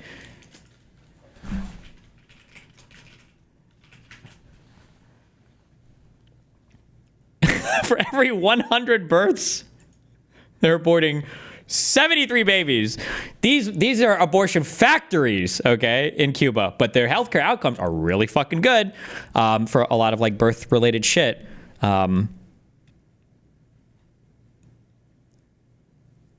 So it'd be nice if there was some way to evaluate, like a better surgeon should get paid more. But if you're evaluating just based on outcomes, you'd have to account for so many inputs. Otherwise, like, I'm not going to operate on some fucking poor. I'm not operating on an old person, right? What, and fuck my numbers up? Hell no. Like, I'm only going to take young, healthy people or people with the least amount of is it comorbidities or something else, like risk factors for, things going wrong after surgery. Like, I feel like that could lead to bad things, My dad was an allergist. It's like, really, you guys, you're thinking about really complicated things. You're spending a lot of time meeting with people who have a lot of complicated intersecting systems at once. This is why concierge medicine happened. Of course. Right? And that makes complete sense to me because we have, you get what you value. We set a system in place that doesn't value that physician work. And so everybody's played the game. All of us, right? We're trying not to. And I mean, physicians everywhere are fighting it. And we're trying to still provide care. But you can't not pay physicians and expect that patients are going to get great care. Like, it just doesn't work that way. Well, once the incentives change, you're just pushing people away from performing good work. Or being doctors at all. Yeah, And now we're going to have a true. shortage. Yeah. I mean, let's just play it out, right? We will learn a lesson. Will we learn from the lesson? I don't know. But I think we're all in the middle of learning a lesson about healthcare in the U.S. It's ugly. Yeah. So you were saying that it's not just Like, I'm pretty sure American doctors get paid more than every doctor in the world. Like, any doctor that works, like, wants to come to the United States. Like, if you're a doctor and you work like in the UK or someplace in Europe, if you look up what traveling nurses make in the United States, you will kill yourself. Just like, well, our healthcare, everybody in our system gets paid a lot of fucking money. just the lobbying efforts, RVUs. You were saying that there's more involved on the back end from the CPT codes and the AMA's role in this. Yeah, I mean, I just think that, I'm not a conspiracy theorist, but having spent a year and a half of my life advocating for a coding change, I've spent a lot of time in DC and heard a lot of stories and saw, I wanted the right thing for patients. It was clear that we needed to reimburse appropriately for surgeries that helped patients. And we're talking about women with breast cancer. People on both sides of the aisle agreed. And it always came down to money and the codes. Always. the government was like, we won't price fix, we won't price set. I'm like, what are you talking about? Like, you guys do that all the time. You put a number on it. Say what's too little to pay and what's too much to pay. Like, don't overpay, but don't underpay. Right. And then, the CPT system, that editorial panel, and the way it works is just so broken. I mean, sending out a survey to 40 surgeons in the United States asking, do you perform deep flaps? Just like randomly to plastic surgeons, like how much time does it take you? Like, this is not science. This is not the way that you come up with a system that rewards or that guides reimbursement. So the differences between the codes as how they used to exist. If you could lay that out in a simple way for me, this code represented this type of procedure. This code represented a higher level of procedure. Why was that considered higher level? What benefit did it give to patient? And what has now been taken away by grouping the two codes? Okay, so simply put, S2068 for deep flap, that describes a code, a surgery that is far better for patients, doesn't leave them like disabled basically by removing their entire rectus muscle, and is better in the healthcare system, right? So we have patients who are using less opiates, less pain issues with surgery. They're not staying in the ICU for multiple days. Their length of stay is not 5 days. It's maybe 1 or 2 or 3. And they're able to thrive, right? They leave this experience of having had breast cancer and reconstruction, and they're able to go and live their life and run a marathon and do what they want to do with their bodies, right? They're not just disabled from the reconstruction. So that surgery, I think the national average reimbursement, I would have to look back at this, I don't want to missay it.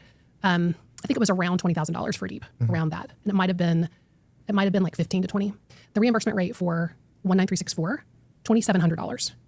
Okay. So that reimbursement is, honestly, I'd say if you're taking a woman's muscle and you're doing sort of this barbaric surgery, like I understand not paying a lot for that. I get it. Now, forgive me for my ignorance. Hold up. Does that reimbursement code include all the aspects that you code for a patient stay, or is that just for just the surgery itself? I'm curious. I don't know if there's any way to Ignorance on this. Why are people even performing the worse surgery? It sounds in every aspect worse. It's easier. Oh! Which means less training, which means probably on the aggregate, it might be better outcomes because more people can do it. Maybe there's always these trade-offs. And I'm not saying that it's bad to have worse surgeries or that you just should never do better surgeries. But it's just again, as soon as something better becomes available, people view the last thing as cruel and unusual punishment. The difference is that surgery is easier on the surgeon and harder on the patient. It's not elegant at all. It's not, there's basically, the hardest part of a deep flap surgery is me saving the muscle. Right. It's really hard and delicate. And I'm getting right up against these blood vessels and I'm protecting them so that I can save the muscle. Does it require more advanced equipment? Does it require more advanced training? Is there more risk if things go wrong? Is there more I'm curious, what the outcomes for all of this? In the other surgery, they just cut the muscle out and they never, and the vessel's inside it. So yeah. Is the field in general moving away from that older procedure? That's hard to say. Yeah, that's hard to say. Is that a push that's being made? We've made that push. And I think in our efforts with coding for that year and a half, we made that case very strongly with the American Society of Plastic Surgeons. And now I think it would be much more common for people to acknowledge the difference between the two. But our specialty has a long way to go.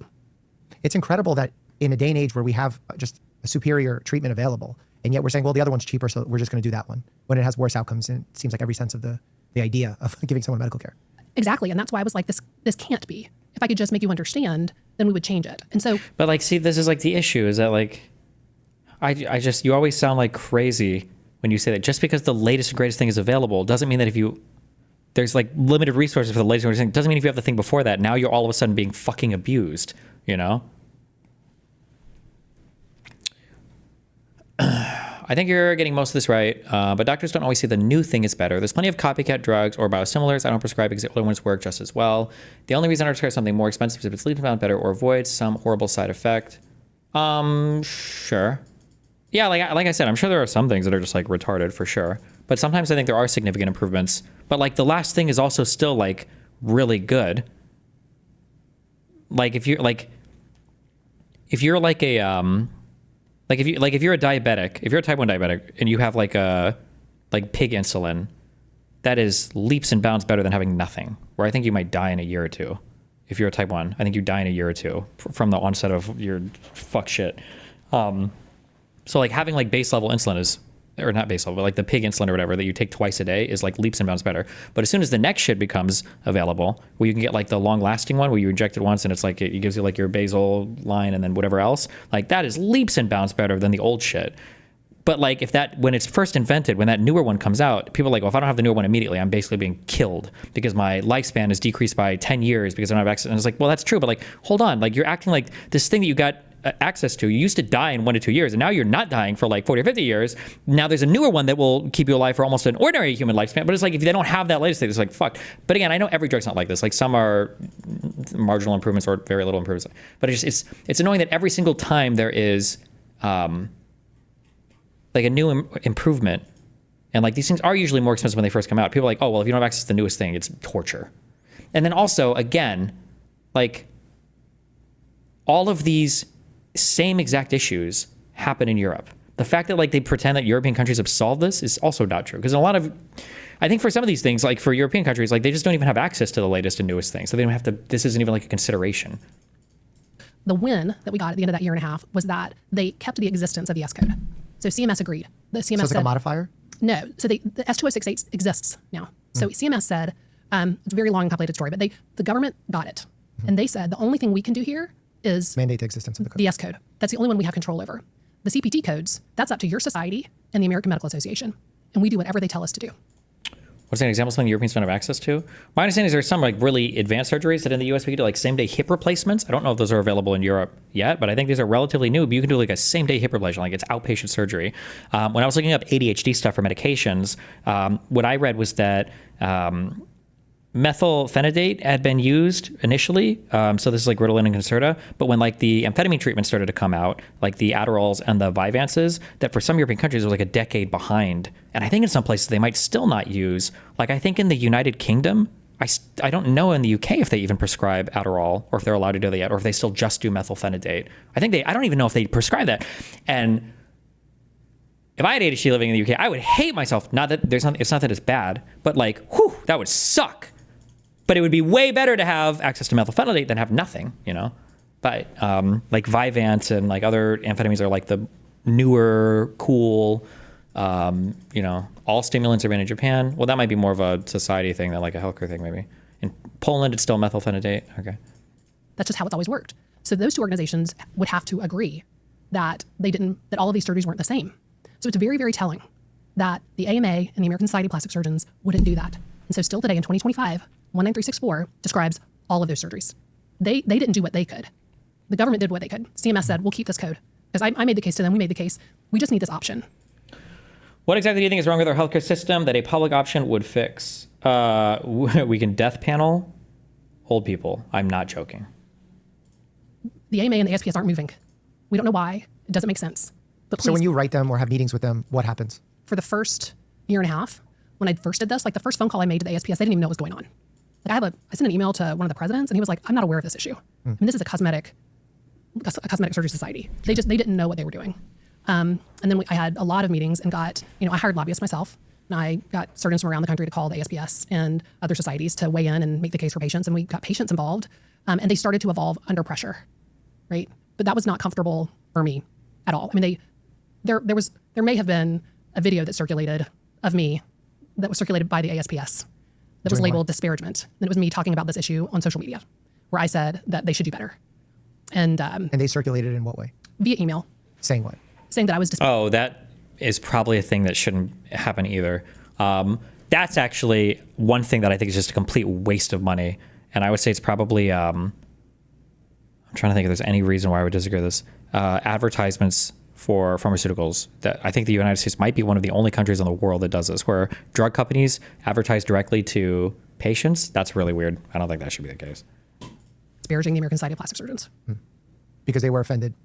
Okay. Yeah, they didn't agree. So I'm just saying, like, if today they would say, we support deep flaps and we support microsurgery that doesn't hurt a woman's muscle, I will tell you that in 2022 through 2023, they leaned very hard on me to be quiet. I mean, to the point where Wouldn't it be better to keep the two surgeries codes separate, so the option to have the cheaper option is still there and the better option is still 20K? And she wouldn't be complaining about tying the two codes together. I don't know why they ultimately decided to tie them together. I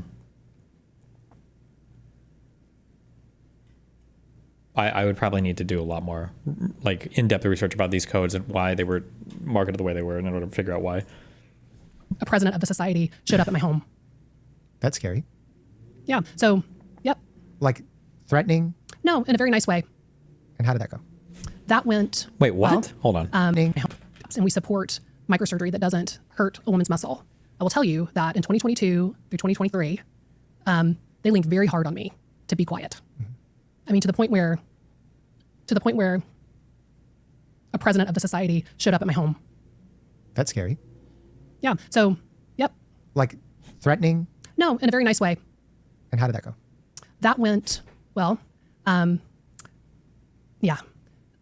I know bullying when I feel it.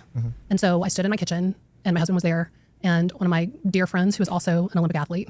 And I just wanted witness. What is she? What was this, like a shakedown? Like the mob showed up? What?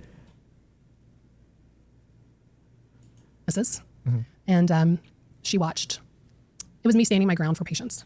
And I made the case. And I just said, I'm not stopping. Like, here I am in my house. Like, I literally was in the kitchen on purpose with a roof leaking into a bucket. And this man who walked in the door with a bottle of champagne. And I'm like, you don't know your audience. Like, I'm all in. I've emptied my bank accounts.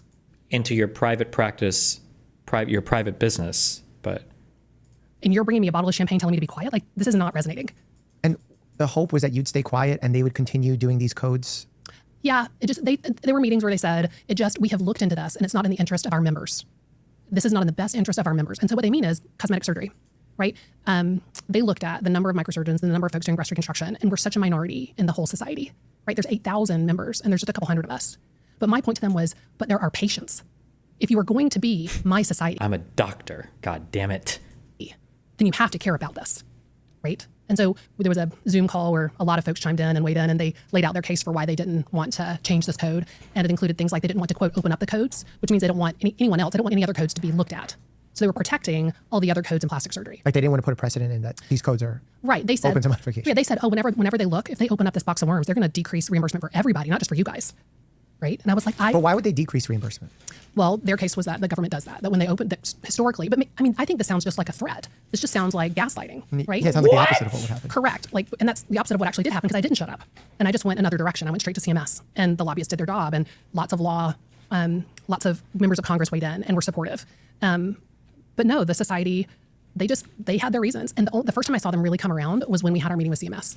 And they sat there, I think they saw the fact that I got a meeting with CMS, right? And we had literally thousands of people writing letters and we formed a coalition of nonprofits. They had to show up with a different statement. And there's no sub-organization that works specifically with breast reconstruction? No, there's a reconstructive, like the Microsurgery Society.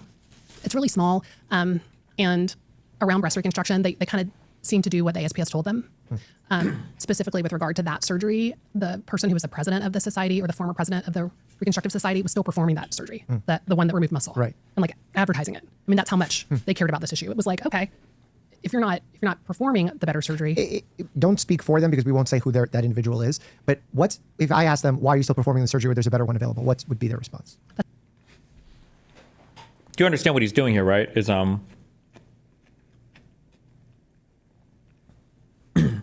he's nicer than I am, but one of the things I've always said is a big red flag is if somebody can't give you a good faith summary of what the other person is saying, it's always a red flag, right? Like, what is the actual reason why?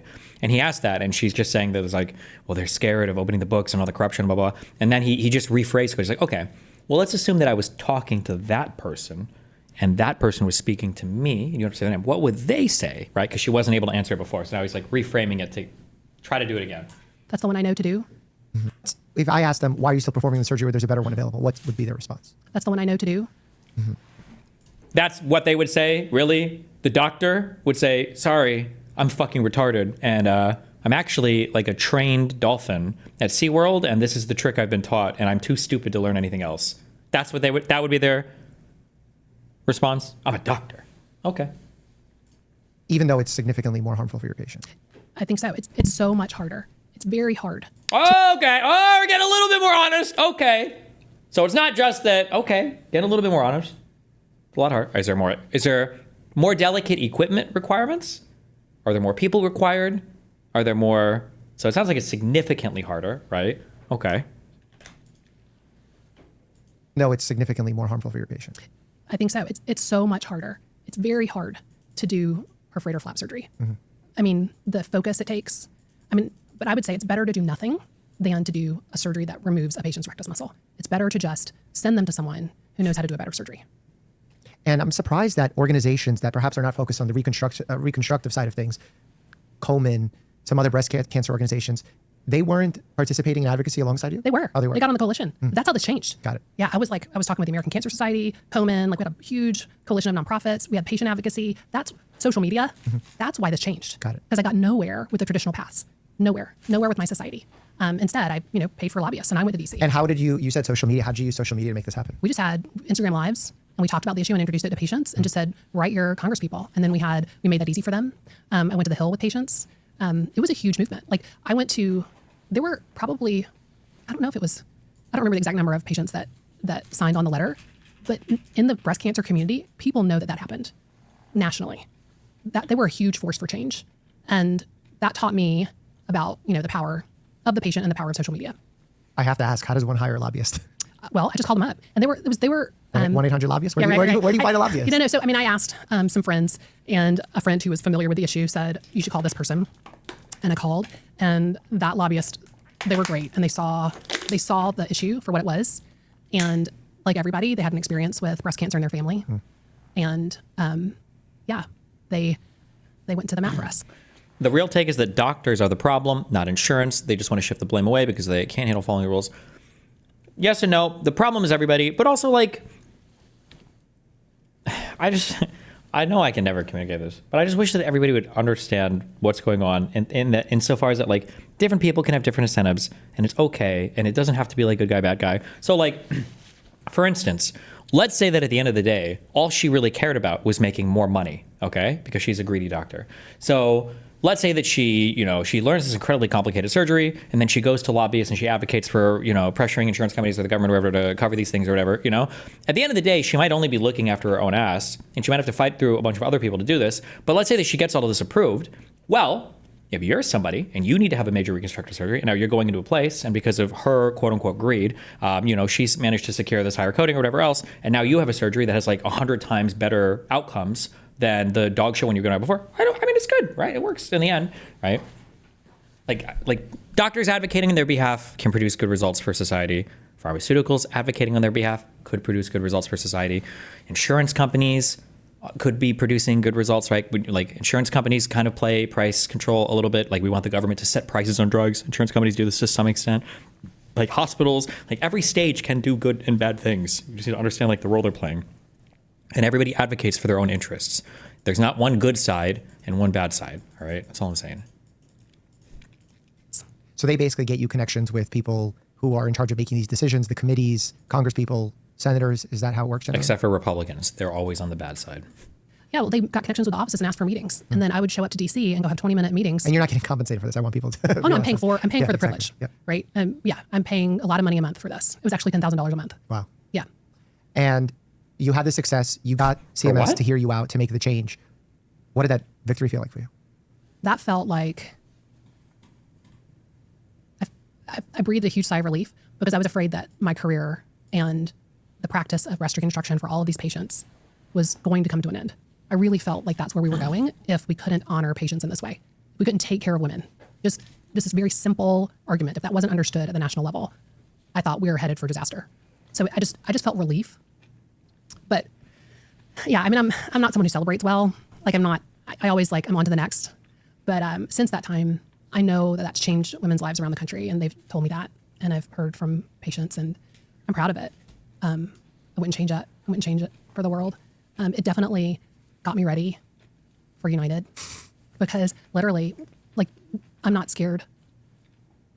Yeah, that was like a warm up. Yeah, and when United reached out, and I felt those feelings in the moment, yeah, I had all the feelings.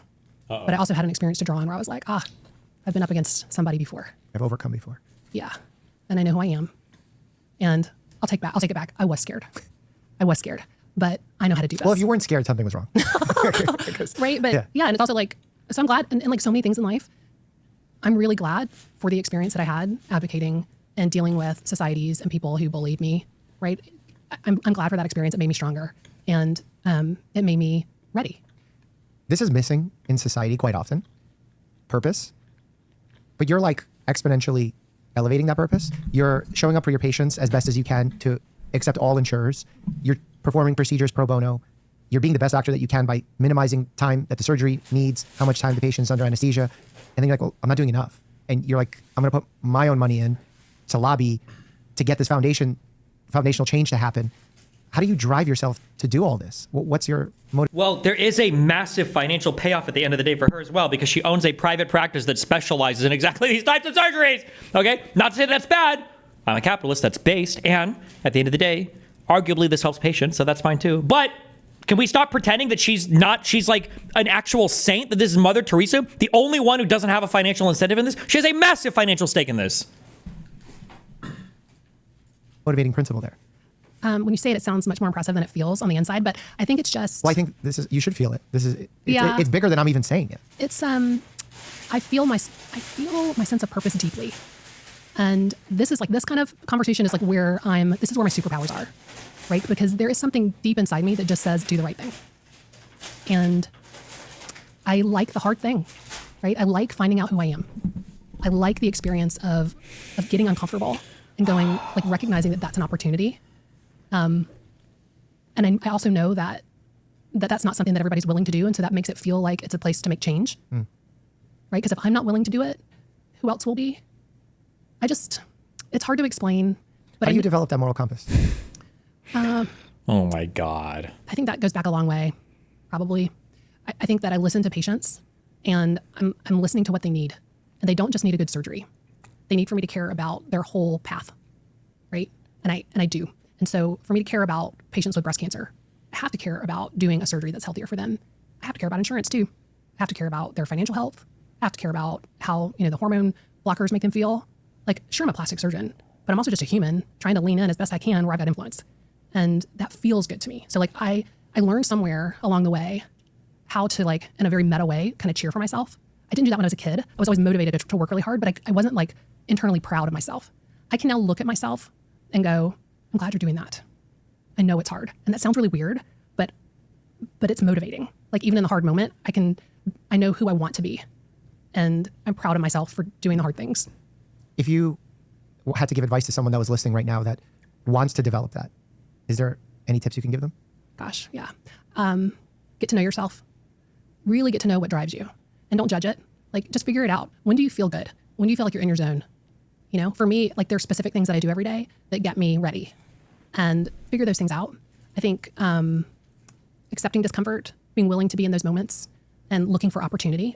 There's so much of this is about perspective, right? You don't have to go out and seek some experience to do this. Like, just live your life. And in those moments where you feel like there's a challenge, just say to yourself in that moment, what's the opportunity here? Why does the universe keep presenting me with this challenge? What have I not learned yet? How can I get better? How can I make other people better? How do I change the temperature of this room, right? What's the legacy I want to leave? I mean, I literally think about these things all the time, and I'm open with my friends about it and my family. I think maybe even just... How do they react to it? They loan love me more and money? respect me now. But I mean, to the point where... I mean, I hope they loved and respected you before. No, they do. But I just mean, I think it's what I value, right?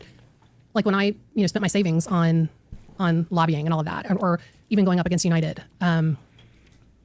Nothing about the $5 million investment in her private practice. We're just totally pretending like the only thing. This is like,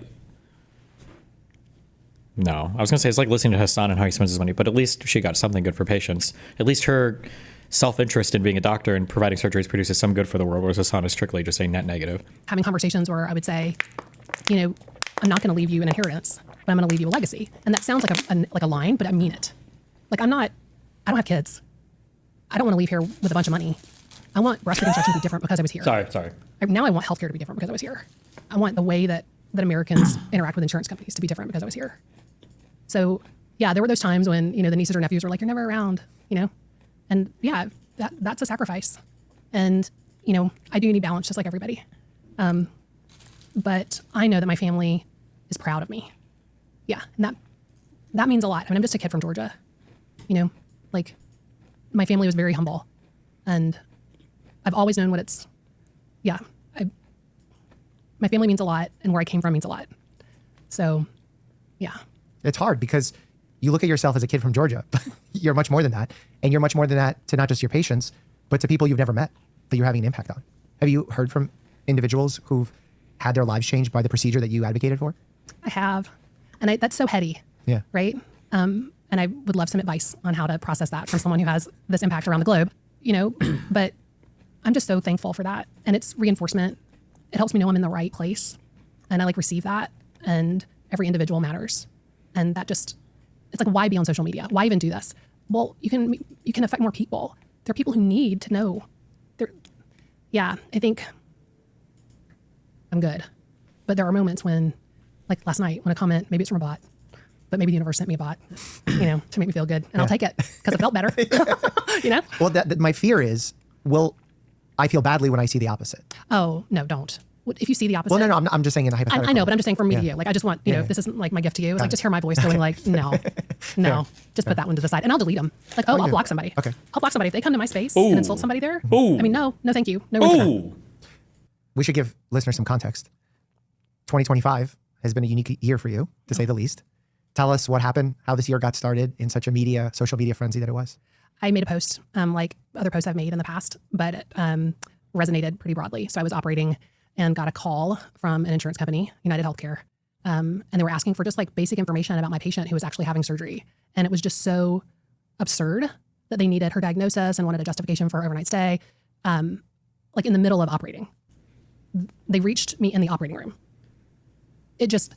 Like, the United Healthcare guy was outside in the car. They waited for me to scrub in. And then I had to as soon as I went in, right when I had the scalpel on her boob, he rang on the emergency line. He said, "Immediately, ma'am, get the fuck out here. We need to talk about this patient." The absurdity of it made me post. And I just said, this is what happened today.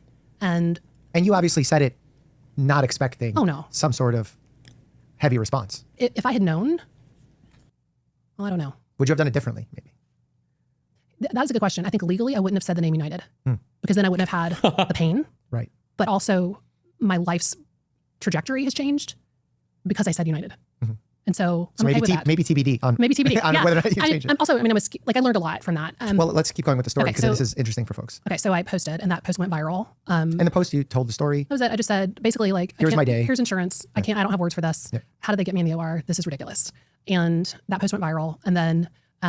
and describe to folks, because viral could take so many forms. Like I have YouTube videos that get 1 million views regularly. To some people, 1 million views is viral, but your story went viral. Well, I mean, I haven't tallied up the views, but someone has told me it was like 14 million across. So I think it's much higher than that. Okay, I don't know. I haven't looked. Seriously, you wouldn't. Yeah. I don't even know how to look. Well, it's hard because you have to compile all the social media platforms, and when someone makes a post on X and doesn't, there were so many. Yeah. So it got around and tens of millions. Okay. I'm gonna trust you on that. It was a lot. It was to the point where people were calling me from around the world, like asking for my story and what happened. News agencies calling you, I presume. Totally, yeah. And they're calling you direct, or how were they reaching you? Yeah, because I'm just a person. They were emailing my practice or sending me a message, or calling my. How did you realize? Like, what was the moment that you realized it was getting so much attention? The day after I posted it, I walked into the hospital, and an orthopedic surgeon walked up behind me and patted me on the back and was like, "Thank you for saying that." And I was like, "What?" So you weren't aware yet? No.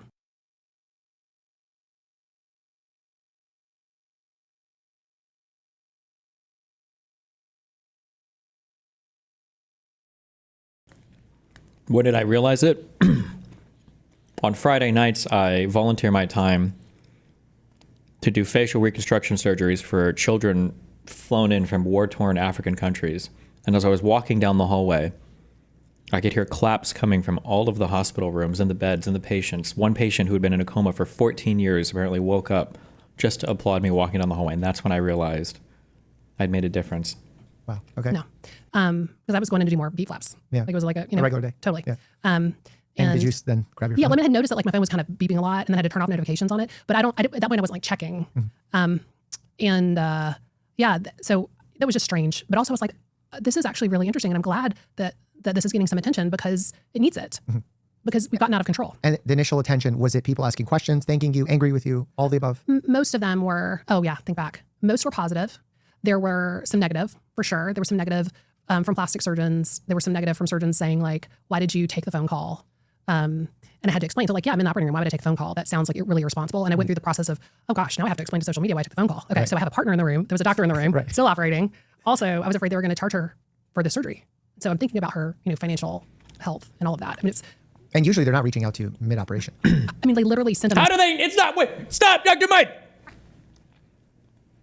Why do you think they know that she's in an operating room? Like, what insurance company? Do they have your schedule for the day? They're like, hey, we need to call Dr. Dr. Sam. Can we pull up the camera on her private practice? Where's she at right now? In surgery? Ring that bitch up right the fuck now. Let's go. Like, message into the operating room. And there was a post-it note, United, patient's name. oh, wait, hold on. What? So they didn't, wait, hold on. Oh, she's telling the story more now. About her, financial health and all of that. And it's Also, I still like how doctors are able to do this, right? Like, I'm just thinking, as I'm about to operate her, like, damn, this bitch is going to be financially fucked. And it's like, aren't you the one charging her, though? You're the one charging her, right? It's your bill going to her, right? Isn't that the thing that's going on right now? No? And usually they're not reaching out to you mid-operation. I mean, they literally sent a message into the operating room. And there was a post-it note, United, the patient's name. Who is they? The Jews? One of their guys showed up? Who sent it right into the operating room? What? Call them back. Like, they're asking to talk to you right now. It seems urgent. Like, the nurse manager Oh, the nurse manager. Oh, wait. So it was at United. Okay. went through multiple levels to get to me in the operating room. And then I had a 2-minute phone. Oh, wait. Is that on the United Healthcare side or is that on her side? I'm going to talk to you right now. It seems urgent. Like, the nurse manager went through multiple levels to get to me in the operating room. And then I had a 2-minute phone conversation with them. But And what did the conversation, what was it like in general referencing? The patients, whether or not they should be getting the surgery? literally, it was just the most mundane details. What's her diagnosis? Why does she need to stay overnight? So it was about the stay. Yeah. Which should be figured out after the Totally. fact. There's no reason today why this needs to happen. And why am I having to think? What do you mean there's not? Yeah, you want to figure it out before you do it. But that apparently, now United Healthcare says that wasn't the reason. The reason was because they had coded incorrectly that she was going to be doing an inpatient thing rather than just like an observational overnight stay. And that's what they were calling to clarify. But that they didn't demand that this didn't need to be answered immediately because they could have done it in a few hours or the next day or whatever. Now, who's true? Who's lying? I mean, we have their letter. We've got her story. I don't know. Think about this, but that's what doctors around the country are experiencing. Why? And I'm assuming, correct me if I'm wrong, that you don't think that this is happening where insurers are constantly calling people in the operating room, but you're pointing to the bigger picture here where these insurance companies in their denials are being so aggressive that it's even reaching you in the operating room. Correct. And the feeling that I had for, more than a year before that with insurance, this whole coding thing led up to it, right? Like the feeling that I had was if an insurance company tells me to jump, I say how high. That's what it feels like for me to do breast reconstruction because they could just not pay or charge the patient. I mean, the stories I heard and dealt with prior to this call led me to this feeling of if I don't address this. Aren't those phone calls recorded? So that's why I would say that it's unlikely that United Healthcare is lying is because they do record the phone calls. But I've seen so many dumb people lie about so much stupid shit that they end up getting disproven on. I don't know. But Something bad is going to happen to this patient. So yeah, I don't think that people are being called out of the operating room routinely. Although I've heard from surgeons who've said, I've gotten a call on the way to the OR, very similar things. Sure. But it's just in general that we have to deal with insurance companies in the middle of the day, certainly interrupting care. I mean, I've heard that. I mean, I do that all the time. Right, peer-to-peer. We have Prior to talk to you by two. authorizations, Yeah, I mean- it's all day. Yeah. I've had prior authorizations for the most basic antibiotics because I prescribed capsules, not tablets in the electronic health I mean, record. why? Well, because they didn't do a great job negotiating capsules and I they did know. tablets. But America, the did you know argument, this? yeah. It's just ridiculous. Like, let's just stop it. Let's stop it. I mean, because think about that delay in treatment. So you have a delay in giving the antibiotic, right? That has a medical outcome. And at some point, And how do you quantify that? yeah, and at some point that feels like you're making a medical decision. Now I know that's a broad leap, but like when an insurance company tells me you can't operate for another 2 months just because on a patient with cancer, that feels like they're making a medical decision for that patient. They're overruling me when I say I want to do it's time for surgery. just because what? Or when they deny whatever. Like, When they make those denials, what are they basing the denial of? I mean, which one? Well, like in your mind, the hypothetical you're going with, you're saying the patient needs this now, I and just they had say that case. 2 months. Yeah. What's their logic behind? They said that they had literature to support that. So To support that they should wait? Yeah, so this was a woman who had a unilateral mastectomy. She was in her 30s. She had one breast removed for breast cancer. And that was like a year and a half ago. The night before that surgery, so we planned to remove both breasts. The night before that surgery, her insurance company denied the contralateral mastectomy. They said, we're not going to pay for removing the breast that doesn't have cancer. Okay. So the morning of surgery, patient was informed that their insurance company had said that by the breast surgeon. And they were like, this is so stressful. Let's wait. And we were having reconstruction eventually. Let's do the other mastectomy. So you're going to have another surgery in the future. Let's just do your other mastectomy later. So she was like, okay. So basically the patient agreed on the morning of surgery Wait, do they have to take out both breasts if the other one didn't have cancer? Are you supposed to? to only have one breast removed, not both. And the reasoning by your calculation to remove both was what? Well, the patient's so high risk, family history. She was 36, she had an advanced disease. She was counseled about her risk, and that was a choice that she made with her breast surgeon. So I'm the reconstructive surgeon. Okay. Now, maybe that is a really good call, and maybe that's actually super normal. I don't know actually. Like, you could show me a stat. Maybe when somebody has a single mastectomy, maybe 90% of patients have a double mastectomy. Maybe that is normal. But just by what you described there, it also sounds like it's a surgery that would also just make her more money. And maybe it's not always necessary. I don't know. Who knows? Got it. And there's the breast surgeon who does the cancer part of the surgery, and they had made that decision with Got her. it. So that's the part that got denied. So first, that was denied. Got it. So then fast forward a year, and this woman who's had the breast on for a year because it wasn't removed at the first surgery, and has completed chemotherapy and radiation, and then waited 4 months because I, as a microsurgeon, know that 4 months after the end of radiation, I have a 99.7% success rate at doing a deep flap. So 4 months is good. And there's no literature that supports longer. And I have lots and lots of data because I track everything I do, like times and all of it. I have lots and lots of data to say that that's the right time for me to do that surgery for her. So I submitted to the insurance company, and I said, I'd like to do her deep flap reconstruction, and also it's time to do the mastectomy on the other side. So we're going to do both sides. And the rigmarole that they sent us through was ridiculous. They said, no, 4 months doesn't sound right. Let's wait another 2 months. And I'm like, why? I'm the doctor. I'm the one. Well, we have some data that says that 6 months is recommended. I'm like, that data doesn't exist. There's no guideline that says that. Right? But I had to go through multiple calls, finally get on the phone with Could there not be other doctors in whatever that say I waited 6 months and she's saying she waited 4 months? Is that not maybe? I don't know. an oncologist. Finally, I got an oncologist and explained to the folks that I could do this at this time. And they also at that time were saying we're not going to cover the other mastectomy still. So they revisited that again. And I had to explain, no, she has one chance for me to do deep flap surgery. And if I don't do both breasts now, I can't come back and do it later. And she has chosen to have her breast removed. And by the way, these are her risk factors. And this is why. It was just, that's just a couple of months ago. All of this extra time with an insurance company turning the screws and practicing medicine, I would say, but also delaying a mastectomy. Like, I've had patients before who, their mastectomy has been delayed and we found more cancer than we thought we were going to find. There's a health implication to delay.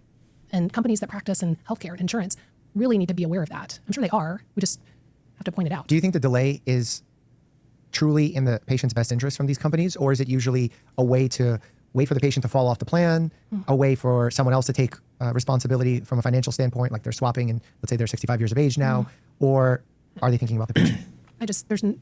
I can't imagine how they're making that decision by thinking about the patient. I was the doctor. I had all of the data to support it. It just seemed financial. And it happens over and over and over again, where I feel like the delay is part of them controlling cost. It's a dial they can turn. And it's, if we deny this, if we delay this, then, Profits will be X. Yeah. And I do think that a lot of insurance companies got dinged for denying things after the fact. You were in your car and you talked to your sister about taking on the challenge. What came next? So we posted the letter that they had sent to me. And there was a week of me weighing that. Like, is this, my attorney told me this may be difficult for you. Are you sure you want to do this? And I decided, yes, we're going to do this. And then the response was really overwhelmingly positive and supportive towards me, and appalled at the insurance company treating a doctor and patients in that way. I just think it was like people get little looks at an insurance company from different scenarios. And I think they just had a lot of glances from different perspectives lately. And this was another one that added up to something is amiss. What about press?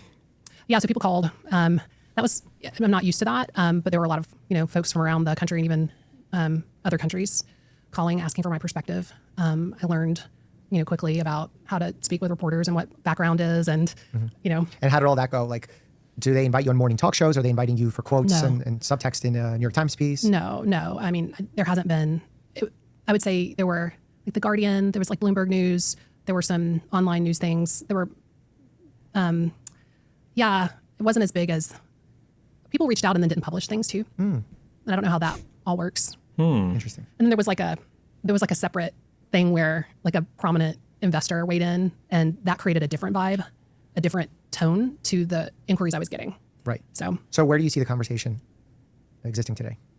today, I'd say that it's taken off from that point. And now what we're interested in is talking about the truth of healthcare in the U.S. and exposing, shedding light on what's really happening for patients and providers, and creating a space where it's not just complaining, but, you know, an opportunity. All right, well, this is a good 17-hour fucking side quest. Okay.